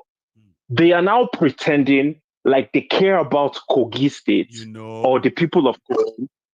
They are saying, oh, arrest Yaya Bello. Is Kogi State no longer a part of Nigeria? The only reason they are coming out to say that is because they have a personal grievance against Yaya Bello. They don't give a damn about Kogi State. Sharing and consuming group. So, I mean, they would like to be in. You kept talking about appointment. Okay, this and that. And you could tell, like, the guy is outside the sharing formula. He would like to be in. Go on, Baba. Michael, that was a great evidence for people to understand that you don't have a country. We just found ourselves in a geographical spot that was given a name by random people that we have no clue who they are. And we are stuck within that system. And that system is guaranteed to deliver injustice. There is nothing we can do about it until we forcefully destroy that system. Secondly, we have the Dildo Senator. I don't even care about this guy's name at this point. I think it goes by the name Ado. This criminal. Dildo Senator. Go on. Yeah, his name is Dildo Senator. And you know yourself, Mr. Dildo Senator. You were at Banex Plaza the other day accusing IPOB of attacking you just because you were trying to look for the easy target to pick on. You said, oh, IPOB was attacking me. Okay. Now, Mr. Dildo Senator was caught on tape assaulting a woman. But because it's Nigeria, it's a lawless contraption. If that woman has no connections to powerful politicians or pastors or imams or traditional worshippers or whatever, she's not going to get justice. And the types of justice that we get in Nigeria is fire for fire. Oh, you've cheated me. I know some people because I'm connected. Now I'm going to use the police to bully you and harass you and snatch your human rights. That's how Nigeria works. And I want you to say sorry to me. Just say sorry to me. That's it. I'm fine. Okay, sorry, man. Sorry. You know, do you know who I am? Do you know who I am? Exactly. I can buy you and your family. That's the kind of. And I'm like, that's some level of slave shit, man. You know that? Because you know now. That's 1000% slavery. Human beings, right? Then you see, you see somebody with small money in Nigeria. I can buy you and your family, Papa. What do you want to take? Yes. Don't buy us. What do you could take us to? You go put us for farm? Unfortunately. I can buy you and your entire family. I say, okay, hang on. Number one, you can't, okay? But now let's assume that you have a dream and ambition of buying human beings because you have money, right? If you buy me and my family, what are you gonna do with us? Slaves who are enslaved to appear like they have arrived in a system that continue to shun out criminals as role models. Baba. And it's all about low self-esteem, my brother. These people have inferiority complex and they are looking for a way to feel better about themselves. That's all it is. And I'm thankful for Professor Lumumba. I want you to help me speak a bit on that, okay? You see, number one, right? You don't have to tell us how rich you are when we are discussing government failure or characters who are responsible for this or that. It is only inferiority complex, poverty in you. Even though you think, say you get small money, but it's still poverty. And then low self-esteem, okay? Yeah. Will make you to begin to throw material things into conversation that has to do with, you know, that's all they have. Stuff, Baba. But help me, the African Wahala. Because that's all they have. And that only works in a society like Nigeria. Because if you live in a normal working society, even people that are janitors, a janitor a street sweeper, someone that packs shit, that cleans the ass of old people, they still have a decent life. Yes. They can still go back to their houses with electricity, basic amenities, and sleep with their two eyes closed. 80% of Nigerians don't have that luxury. No. You can't even sleep with your two eyes closed. You can't even sleep deep because it's so loud outside. Well, these days, people can't even afford to fuel their generators anymore. So it's getting a little bit quiet. But listen, at the end of the day, Mayego, I'm just grateful that I have a platform that I can rant and express to the world how pained I am about this evil country that was created by the British for 124 years. This country has consistently delivered nothing but pain and suffering to at least 80% of the population for 124 straight years. And you're telling me that we have a country. We don't have a country. But thank you, Mayego. Thank you so much for the great show. Too. The African Yes, sir. Wahala. God bless you, Baba. You have a good one, okay? So there we had it. The African Wahala. Now, I think my line is still back on, okay? Yeah. Hello there. Hello, Mayego. Hello, sir. That should be Adeza. How How are you? Yeah, this is Adeza from Edinburgh. That's Adeza from Edinburgh. How are you doing today, sir? I'm good. How's the family? We are here, still pushing it. Thank you. Yeah. I just want to make comment briefly on some of the happening, like the purchase of the aircraft that was delivered, that APCwill and the rest of them denied the knowledge of it. Remember? Now, what are they going to say now? They're still going to face us because they don't rate anybody anyway. They're still going to face us and say, well, it's just like, and they will say something stupid. And if you kind of come up to say, are you mad in APCwill? Then you are the enemy of Nigeria. But they said it in that video. They said some enemies of Nigeria want to see this country burn. They are flying rumors that if people want to buy a plane. Then 6 or 7 weeks later, the plane landed in Abuja. Who is now the enemy of Nigeria? Wow. Well, the issue of the governor of Kogi State that the other man was making, they had a press statement over. You see, the problem we have in Nigeria is that whatever Bello did, I condemn it in totality because as a young man, when he came into the power, we thought he would do better than the rest.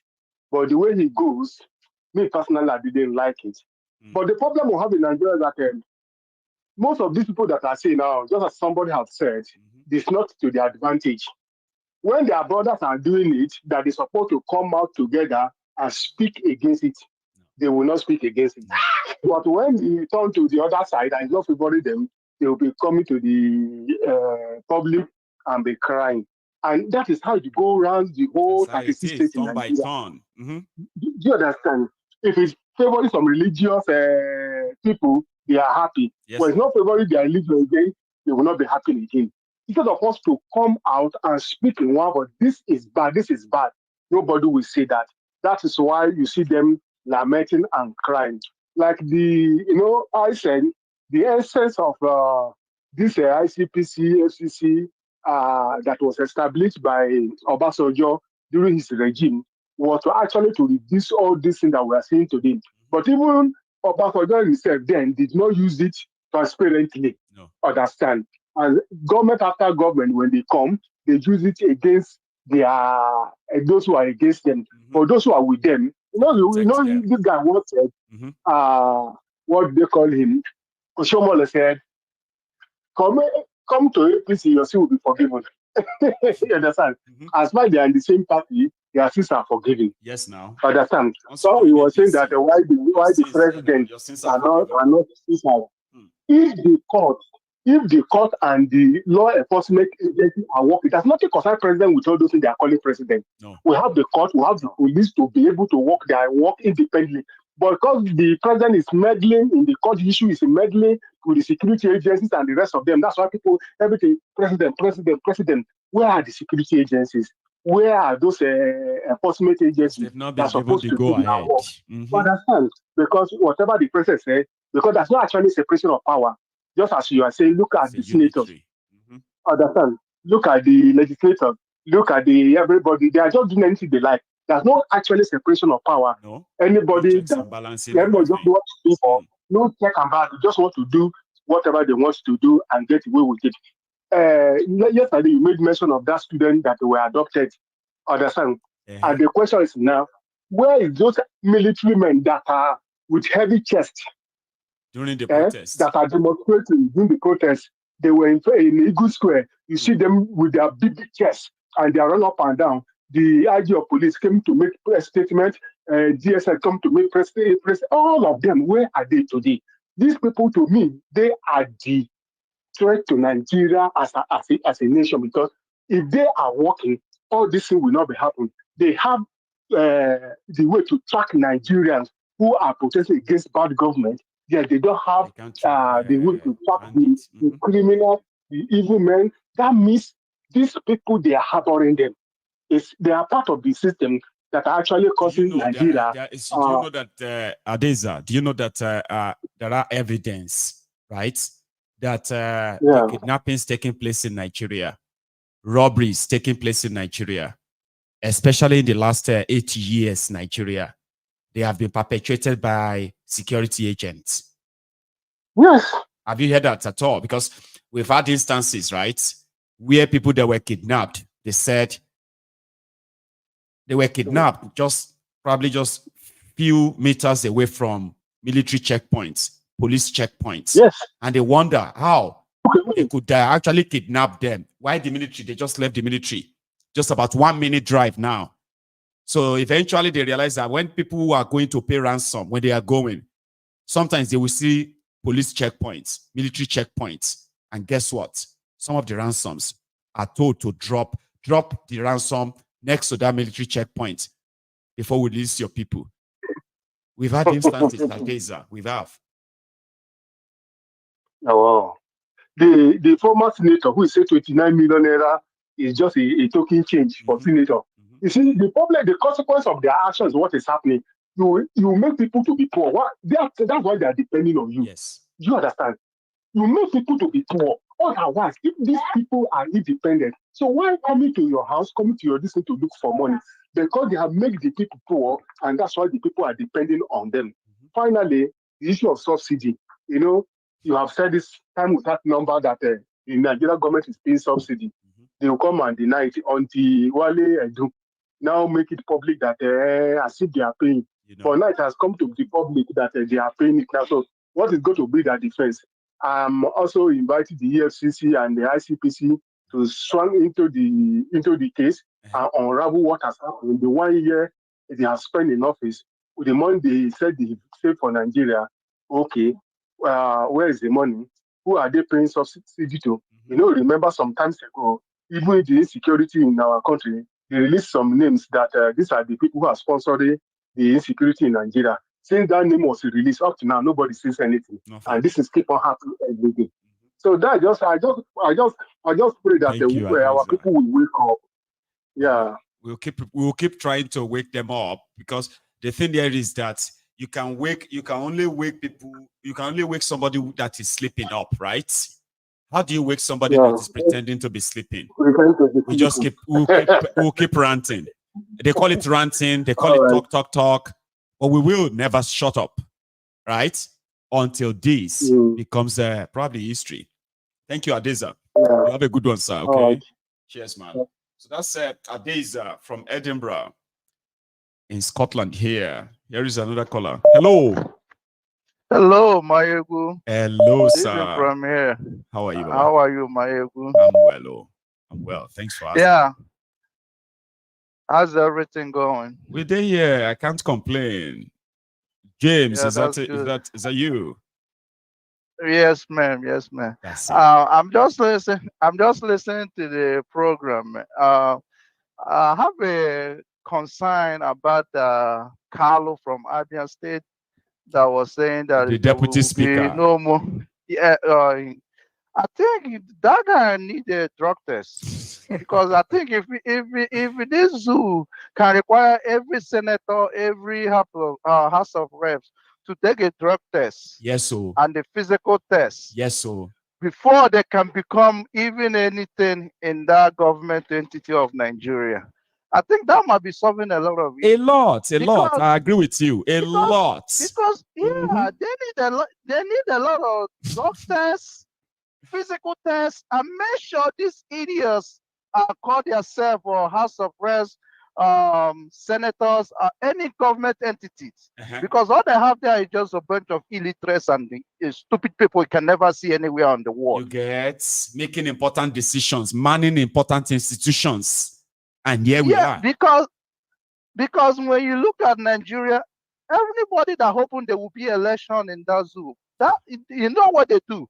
They started earlier, speaking about 2027 elections, so that it will sit in all those people they have there, all those people. I can't say much. Say they're animals. I mean, if I say they're animals, am I wrong?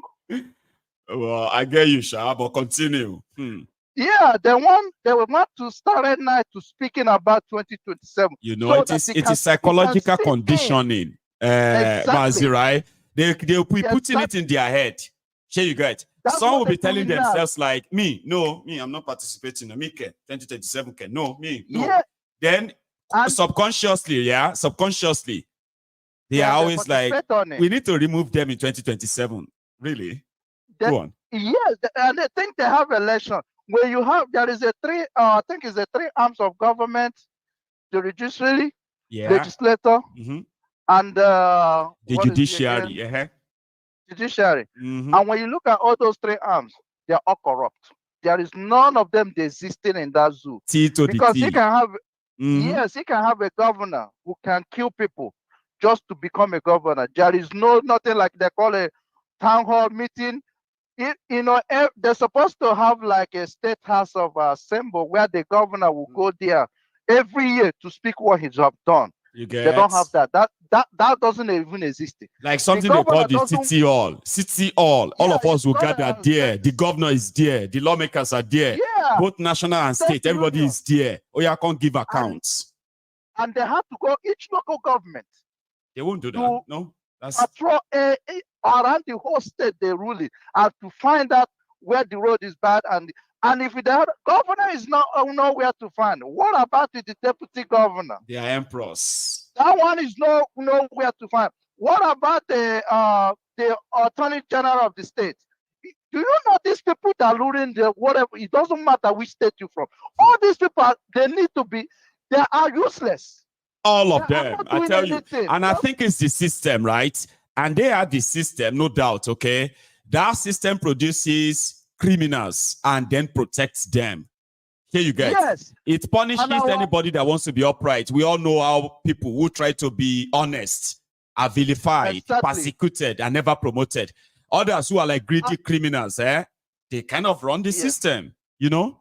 And our brother who spoke last about the security forces, there is nothing like security. Those people there is there to kill the innocent people. Terrorists. That's their job. And anybody who talk about the government of anybody, that's their job to go after that person. You don't have any security equity on that called that zoo, Nigeria. That's not security. To protect people, to protect the harmless people, the individual people, that people that are supposed to be protected by them, they are killing them, and that's their job.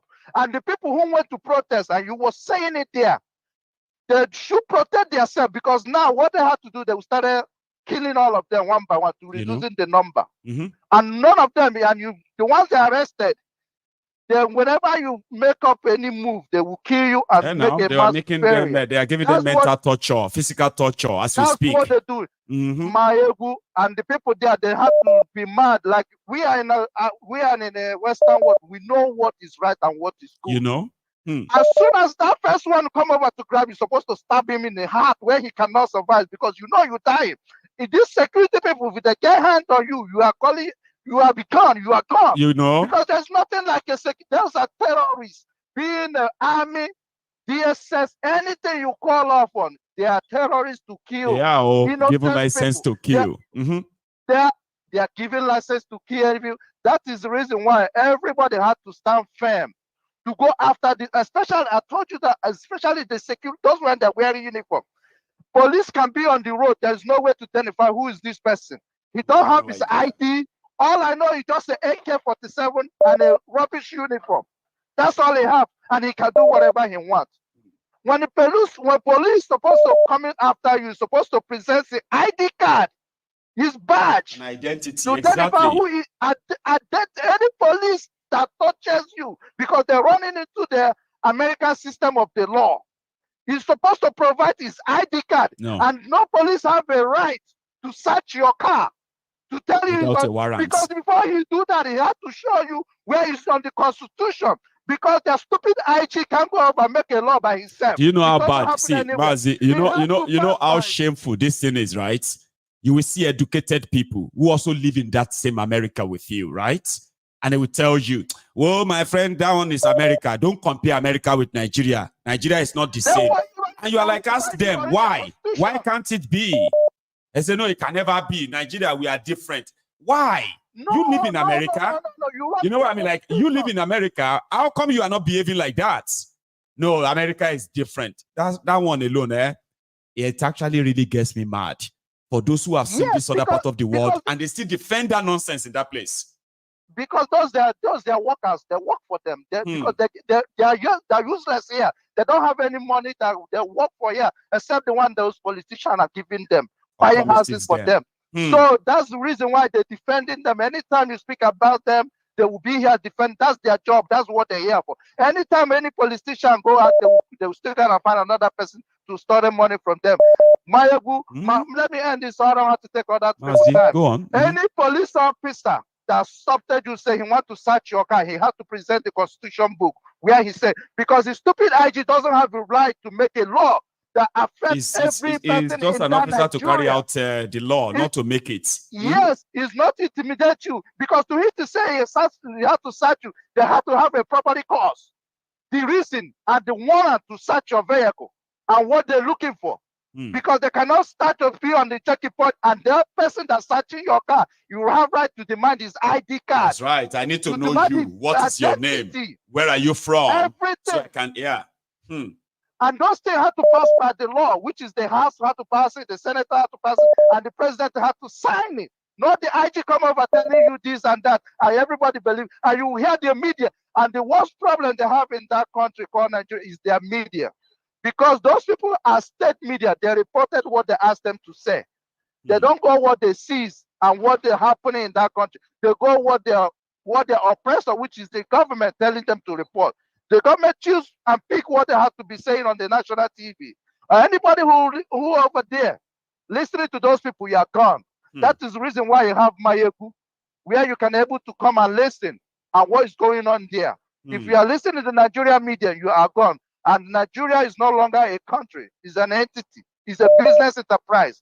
Everybody goes there to what they can make. And what you have there is a bunch of criminals, the killers. If you guys don't take them down as a criminal, they will keep on killing everybody. They will keep killing us. So thank you so much. And to the end of dividing those people. I will. Let us end that Nigeria and save life. Bless you, man. Thank you so much for all of that as well, man. Okay, you have a good one, sir. That's a James there. I have another caller. So I think I like this. Seems that we are managing the time so well. Okay. We currently have just about half an hour to go. Now, if you haven't really gone to kind of like pay your own offering. Offering means like the broadcast. Please do that now. Okay. Then if you also have a plan of joining us at the Yoruba Union Summit physically, you need to get your ticket to be part of that. Now, if you can't because of time and all of that, don't worry yourself. If you join the Yoruba Union a platform on Telegram, for instance, you have a chance to possibly have access to the link to the summit as a member of the union. So we have a registration that's going to open soon. That registration is for those who want to participate virtually, and that could be you. So check the comments, join us on Telegram, and listen. It is called the Yoruba Union this, okay? Not Mayegun's Diary Telegram. I do not have a Telegram. I do not have a WhatsApp group. Right? But I am a member of the Yoruba Union. True to the name, okay? So you can join us as a member, apart from signing up on the yorubaunion.org, which gives you your membership kind of validation and all that, right? But But you can join our Telegram group to have access to happenings, conversation, including what is upcoming. Check the comments. I have a caller here. Hello. Oh, I think I lost that caller. It initially seemed that that person seems to be like, I haven't seen that caller before. And maybe they felt like, oh, he's not talking to me. Hello. Hello, my good general. Good evening, sir. How are you? Good evening to you. I'm very well, thank you. This is Anthony again from Austin, Texas. That is Anthony from Austin, Texas. Yes, sir. It's good to have you back. Yes, sir. Please. Thank you very much. Let me quickly say, please advise all the Templars that a lot of people are waiting. Okay, we all have a lot to say, but you can't finish all of them at a time. So all right. Kind of manage the time. So we need to really time everybody. Please time people for 3-4 minutes max. I think I'm going to be strict now. Please. I'll try. First of all, let me quickly say this. What the senator from Abia State said is, if you listen to what he said clearly, he's giving like a little bit of a dog whistle to the fact that they are trying to lure Otti to APC. Yes. Just here is at the last part of his statement, he made mention of something like the governor knows what to do. He's my friend. We talk every day. We have just even spoken. You can't be talking about your friend who you speak to every day and still telling him that that same person will be dethroned after 4 years. These people think we are stupid. It is English they speak. That's right. But we read in between the lines.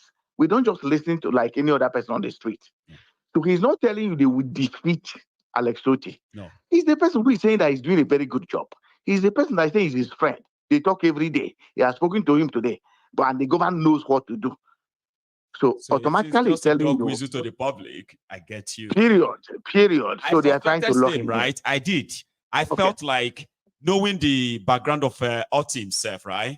And then how the journey went, how he got cheated like twice. It seems to be somebody that actually had that coming, right? That he was going to be governor eventually, right? However, he got cheated. He went to APC. He went to this or that. Now that they are threatening with APC, it's not a threat. It's actually like a dog whistle. I agree with you, Baba. Go on. Okay. Thank you very much. So that is on that aspect. On the aspect of our country in general, this is one thing I would say.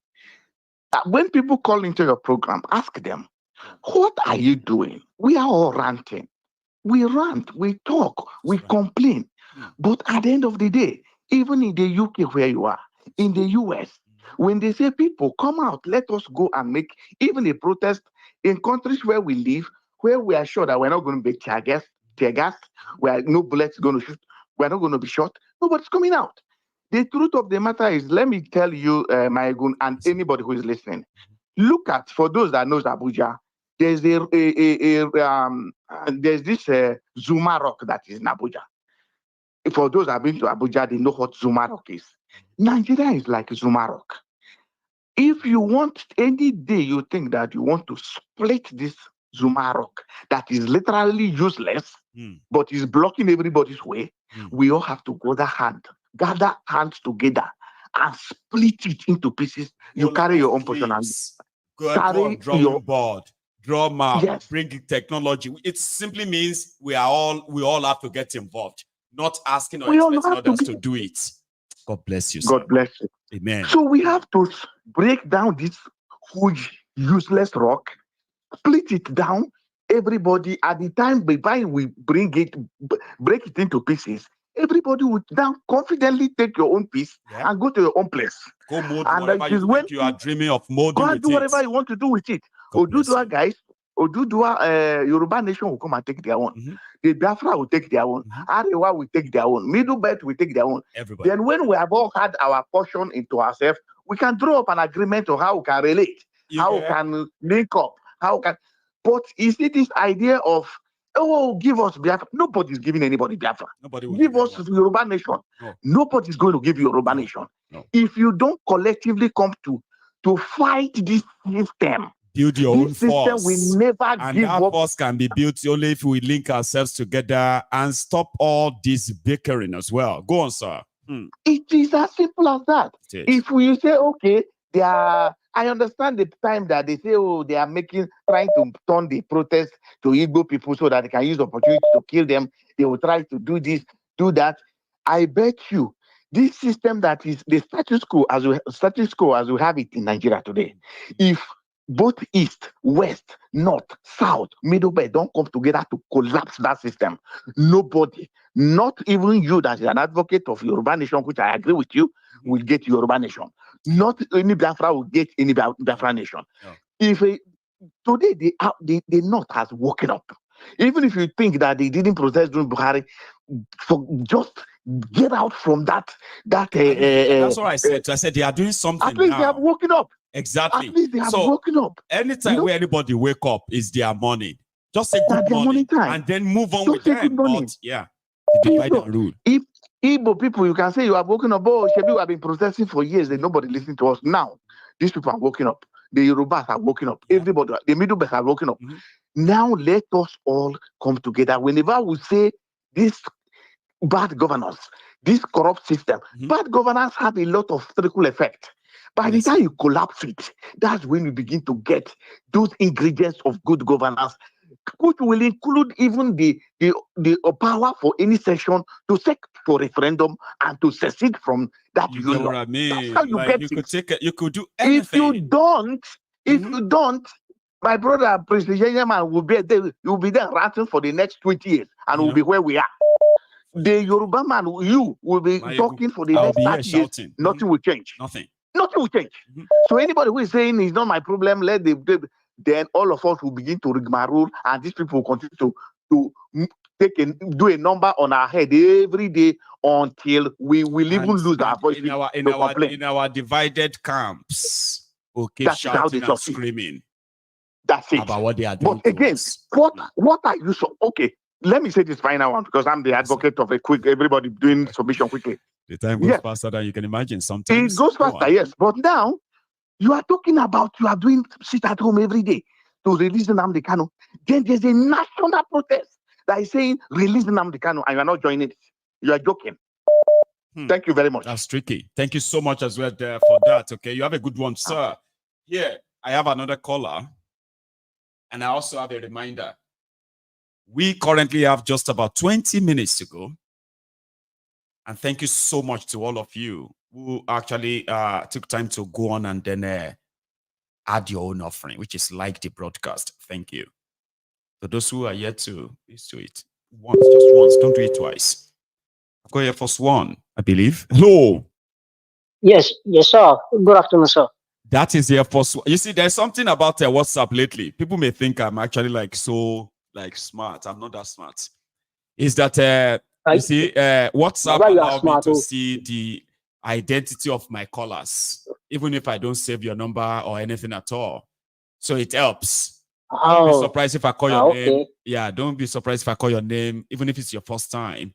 Don't act strange. Like, oh, do you know it's me? Yes, I do. But this year, first one is a veteran. Okay, I do know this one. Papa, how are you today? I'm okay. How are you, sir? Very well. Oh, thanks so much for joining us, please. Thank you for your program and all your enlightenment, everything. Thank you. They're all highly informative. Yeah. So, two things very quick. Regarding the Chinese people, seizure of the private jets and two properties in UK, right?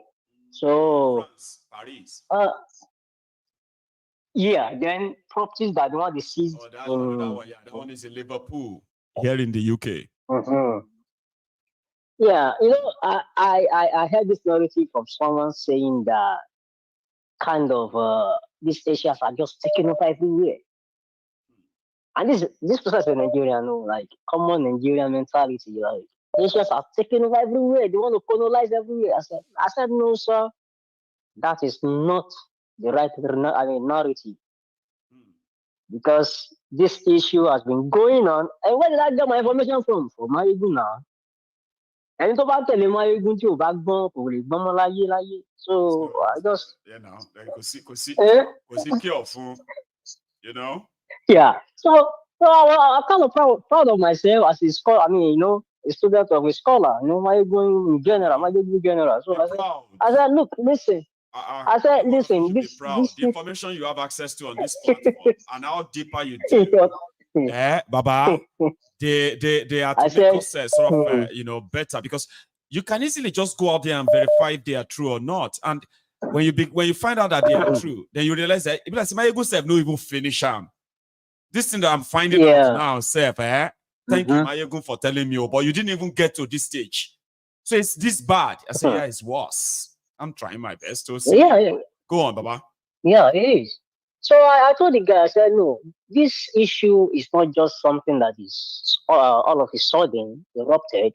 You know, like it's been going on since 2016. And the guy just opened his mouth and started looking at me. I said, yeah. I said, do you even know that they breached the contract they signed together? That is what resulted into this. And even though there was court verdict and they still try to, you know, Nigeria's leaders right now, they think whatever they do, you know how they get away with many things in Nigeria, how they've been so defiant to Nigerians themselves, people that they govern, you know. So they think they get carried away that they think they can just go anywhere in the world and do anything to anyone and still get away with it. Yeah, I was happy that it happened because at least internationally they've been disgraced. You know, like this is international disgrace. I mean, disgrace, but they've been disgraced. You have three presidential jets. Three presidential jets. So, Nigeria have about 14 presidential jets now. And you want people to come and invest. You want people to come and invest. And you are telling Nigerians that there is no money. These people protested for like 10 days. None of their demand was never looked into. No. You know what I'm saying? Now, secondly, look at this issue of you know, my thinking is this about this issue of Tinubu not following due process in buying the jet and everything, not seeking approval from the parliament, whatever, or Senate or the Senate. They knew it's already been executed. They know all these things. Akpabio just like a figurehead, doing all the biddings for Tinubu there. Because they've all gotten their share, and Tinubu is not shopping alone. Everybody is eating right now. Everybody is shopping. Everybody is shopping. Like you know. So the only people complaining are the masses, which are the consequences of their policies, and those are the ones they believe. If they do anyhow, send the military to kill them. Don't worry yourself. Yes. Tinubu is working. Yes. And like you said, there's something you said in the program today that I hold on very tightly. Hold on very tightly that maybe the sufferness hasn't reached a climax yet. No, it hasn't. Because as we have seen so far. Maybe by the time it gets to that level whereby the protest or the reaction will be so spontaneous. No, there won't be protests. There will not be there will be riots. Okay. Riot or reaction will be so spontaneous that, you know, like, and when they talk, even what they are doing right now is what they even call anarchy. What Tinubu and his gang. It's anarchy already. It is. Because you are being deviant to your subjects, people you govern on. Well. Yeah. So that's what I'm holding to right now. Let's say, okay, maybe by the time everything gets to that level, well, let's see. Air Force One. I'm only about Baba. Baba. Self-destruct. See, we said it that they've already pressed the self-destruct button. We just want to know how long they can do and they can do works of their misdeed will burn out. Give it time. Yes. Give it time. Yes. Air Force One. Thank you so much, Baba. You have a good one. Thank you, Baba. Nice one, Baba. So that's another color there. So the line is still open if you also have one or two things to add to this, okay? So let me kind of tidy this up so that we don't have it all plugged up. One of my callers mentioned the kidnapped medical doctors in Benue. Even though the terrorists forced these guys to start tweeting about the abduction, they were begging the people to please raise funds for them so that they could pay the terrorists that kidnapped them. Today is day 3 since the, today is day 4 since they were gone. So somebody even said that it's actually day 5. They are already in the captivity of their kidnappers. Today is day 5. Now you can say Dr. Okpe Peter from Unijos. Enga Benedicta Unijos. Kwagaondo Andona Kingsley Unijos. Boniface Okon Unimaid, University of Maiduguri. Dondo Fubian, University of Maiduguri. John Beatrice Naga, University of Maiduguri. Fortune Chima Ume, University of Maiduguri. Godwin Gregory Tomba, University of Maiduguri. Monica Ejembi, University of Jos. Ogbona George Chukwuebuka. Paul Uyampa Zira. Lawrence Victory Adaugo. Boniface Tize, University of Maiduguri. All those ones are University of Jos. Chukwuebuka, Zira, and Adaugo. Gabriel Jita Eweb, University of Maiduguri. Thomas Yahaya, University of Maiduguri. Paul Shantong, University of Jos. Victoria Cornelius, University of Jos. Pius Samson, University of Jos. Okan Adara, University of Jos, and Dr. Louis Umba Monyeoku, also from the University of Jos. These were the medical doctors, dentists that were kidnapped on their way to the Medical or Dental, whatever, Association of Nigeria's convention in Enugu. They didn't make it that far. They got kidnapped in Benue, Oturupo. And since then, their kidnappers have been asking for almost 1 billion naira, 50 million naira each. And seems everyone has moved on. But we will continue to, I will continue to read out their names on this platform until we get to know what happened to them eventually. Of breed. Here is a caller. Hello. Hello, my good first time hello, sir. caller, long time listener. You said? I'm good, sir. I'm good. You're doing a wonderful job. Yeah, I've been listening like very long time and never got a chance to call in. It's always very competitive. Thanks, man. Anyway, yeah, my name is Aka Ekumeku. Hey, Aka Ekumeku. Yeah. That one deep. That's correct. It's good to have you though, right? How you doing? All right. Yeah, fantastic. So everybody have said, pretty much, everything. But I want to respond to a gentleman who spoke about all of us coming together. Whether you want Yoruba Nation, whether you want Biafra. Here's the problem with that. And I'm so sick of people keep gaslighting self-determination activists about that. I'm getting sick of it. You people who want Nigeria to work, we have laid every evidence to show you that it's never gonna work. No. You talk about revolution, and we tell you can never have a revolution in that country. No. What does revolution mean? Revolution means that you're willing to stake your life for that nation. But Nigeria is not a nation. If you're talking about Igbo nation, yes, I can give my life for Igbo nation. I can give my life for Biafra nation because I believe in that. We don't have the basic characteristic of we don't have anything that can make us a nation. We don't have a common language. We don't have a common ideology. No. We don't have a common religion. No. We don't have a common vision. No, we have clash of civilization as well. Exactly. So what exactly makes us a nation?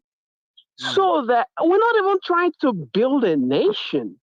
No sign. Sometimes you may not be a nation, but you decide to build a nation, right? Mm-hmm. Exactly. You see, the folks in our AES, they're trying to build a nation. That's right. And you can see that. You can see that, clearly see that. Americans built a nation. They did. Right? They come from German background, French background, Anglo-Saxon, whatever. But they built a nation using a particular principle. Okay? They had a guiding principle. Can anybody tell me the guiding principle of the so-called Nigerian nation? I don't think so. I don't know. That's why you're not a nation. Therefore, you can't talk about No, stop. You can't talk about revolution. Sense, right? See, Akaman, this makes so much sense. When we talk about revolution, it simply means people who have a nation, right? Yeah. And somehow they are willing to die to give their life exactly for that nation. There's actually no real reason for me, a Yoruba man, to be proud that I want to die for Nigeria anymore. There's actually no nothing, no connection that will make me a Yoruba man and say I am ready to die for Nigeria. I am proud. It doesn't make any sense. Hell no. Mental problem, don't you think? The Biafrans thought they were building a nation. And a lot of them were, they thought, building a nation is our new nation. They're going to Kaduna, Kano, everywhere, building a new nation. Nigeria, United Nigeria, this or that. Exactly. Until they realize that the people that are supposedly building a nation will have a different agenda. They want to dip the Quran in the ocean. That's their own agenda. Exactly. And those, I mean, the Igbos, like you put it, right? Who goes everywhere to start something just to activate the place and the rest of that. These are those who are supposed to be seen as those building the nation. You see, those ones who are managing the place, they hated them for it. But they are the ones who are saying they want to build a nation. People destroying the nation. People who are destroying those, people who are kind of like targeting or profiling those who are building the nation. They have no agenda of building any nation, but tearing it apart. But they kind of now accuse those ones who are investing in that. Man, this is messed up, man. To my friend who was talking about, you're not going to get Yoruba nation, you're not going to get Biafra nation. We have to come together. Come together for what? Your agenda may not be I think my own agenda. He is trying to say we should somehow agree to come together to first end this. Like, Yorubas can't end Nigeria.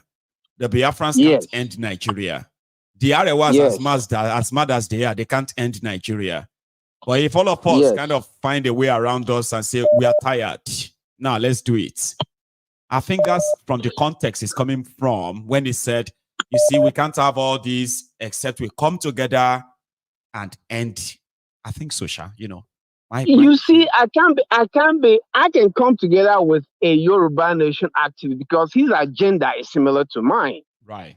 Mm-hmm. But I cannot come together with one Nigerianist who wants us to, just keep trying, maybe it'll be. These are the same people where when Nnamdi Kanu was kidnapped, discharged and acquitted, They say, "Oh no, keep him there. Maybe he wants to come and stop election. Oh, he has made a deal with APC.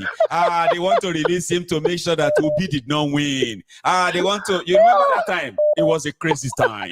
It was a crazy time. Come on. Yeah. So we have to build if those who believe in one Nigeria, you should be doing something that reflects that you are one Nigeria, that you want to build Nigeria. Therefore, you should be outraged when you see any injustice. You should be outraged when you see any criminality. But you get outraged when exactly. You can't choose you can't choose and say you want to be different from what you are. You are about.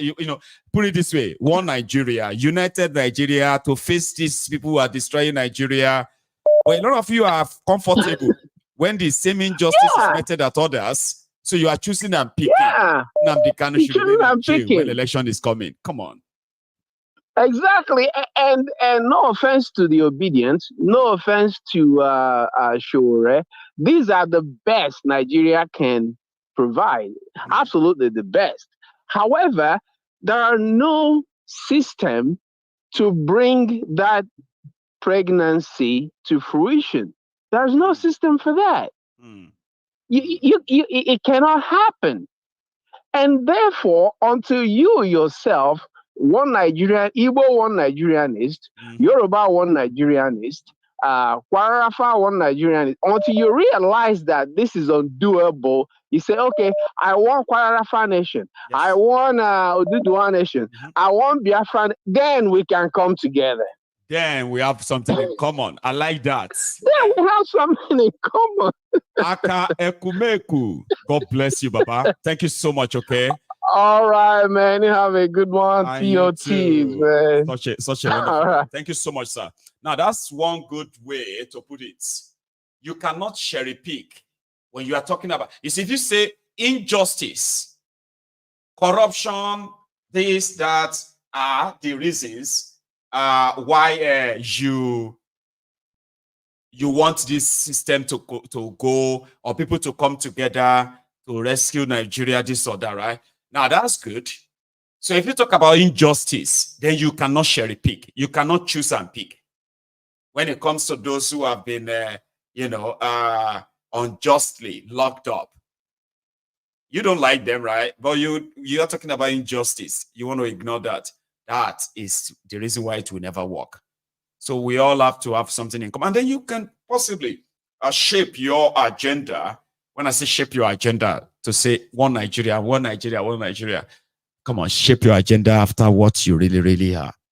I'm a Yoruba man, so let's channel it. There's nothing wrong in you being an Igbo man, me being a Yoruba man, you being an Hausa man, another person from the Middle Belt, you a Christian, me a Muslim, and the rest of that, okay? There is absolutely nothing wrong if all of us can agree on one thing to say, okay, we deserve better. To start, we deserve better. And then let's come together and discuss how we are either going to coexist or how we are going to go our separate ways. There shouldn't be anything wrong in that. So I just checked my time right now, and my time is really, really up. I would have taken one more call, but I won't. Okay. So thank you so much, everybody, again, for spending your evening with me. As usual, tomorrow is another day. And I look forward, right, to continuing this with us. Remember, don't leave without your offering. Like the broadcast, share it, and even subscribe onto my channel if you haven't already. I'm going to see you tomorrow. Okay? Good night.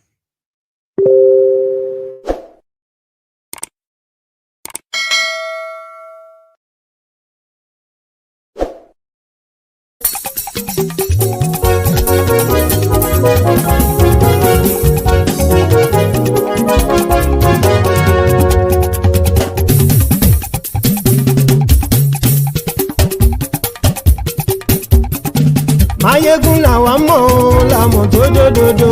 Mayegun dayari Mayegun number one. Mayegun làwa mọ̀ làmọ̀ tó dòdòdò. Mayegun dayari Mayegun number one. Mayegun ti dé o ọ̀rẹ́ aráyé.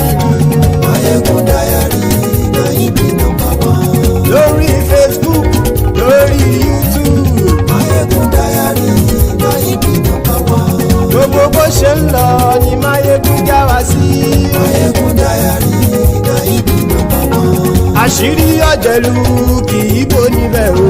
Máyégún diary na ibi number one. Bó bá ṣe eré àní Máyégún máa wí. Máyégún diary na ibi number one. Ó sì tún ṣe eré wàá gbọ́ níbẹ̀ o. Máyégún diary na ibi number one. Máyégún diary politico. Máyégún diary na ibi number one. Godfatherism kò sí lọ́rọ̀ Máyégún. Máyégún diary na ibi number one. Ẹ farabalẹ̀ sẹ́ o kẹgọ́rọ̀ lẹ́nu o. Máyégún diary na ibi number one. Àní Máyégún làwa mọ̀ tó dòdòdò. Máyégún diary na ibi number one.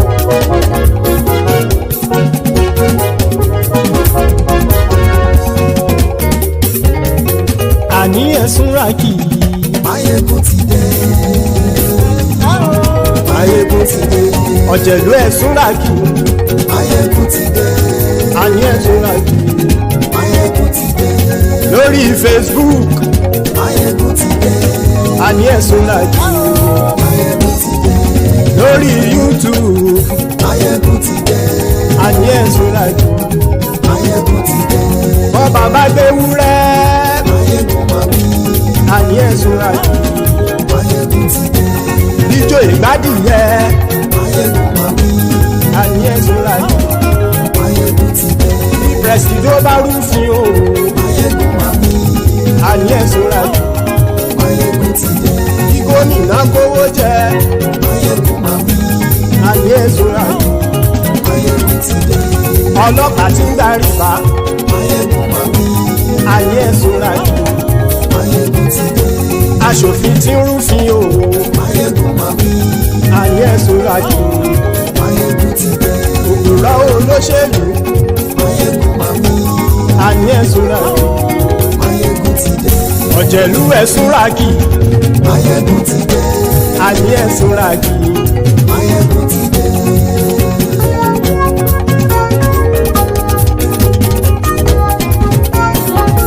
Máyégún ti dé.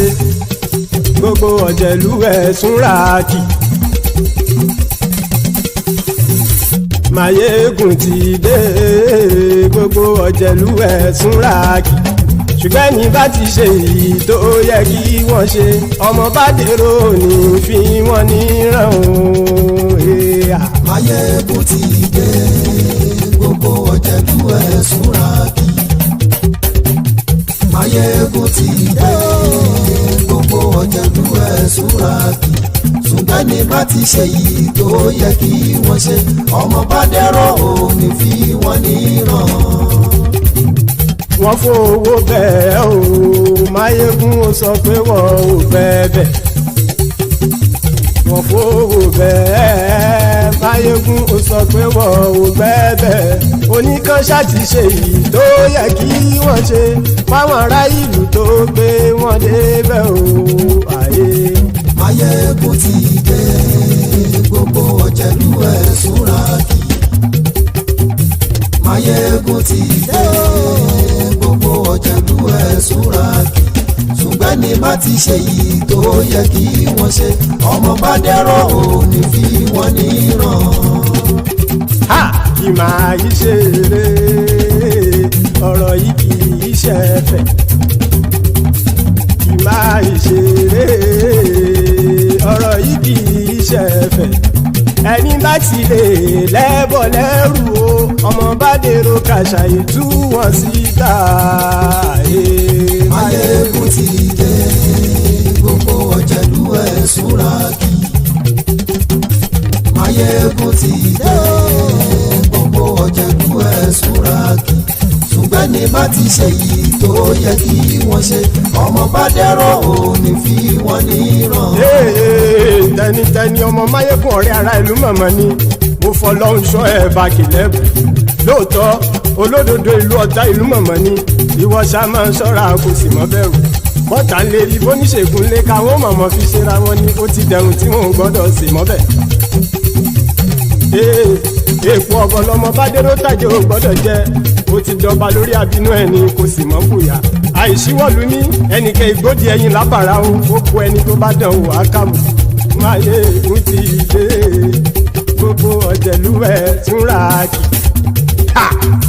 máyégún ti dé gbogbo ọ̀jẹ̀lúwẹ̀ túnra kì o ẹ̀yin bá ti ṣe yìí tó yẹ kí wọ́n ṣe ọmọ bá dèrò òní fi wọ́n níran o. máyégún ti dé gbogbo ọ̀jẹ̀lúwẹ̀ túnra kì máyégún ti dé gbogbo ọ̀jẹ̀lúwẹ̀ túnra kì ṣùgbọ́n ní bá ti ṣe yìí tó yẹ kí wọ́n ṣe ọmọ bá dèrò òní fi wọ́n níran.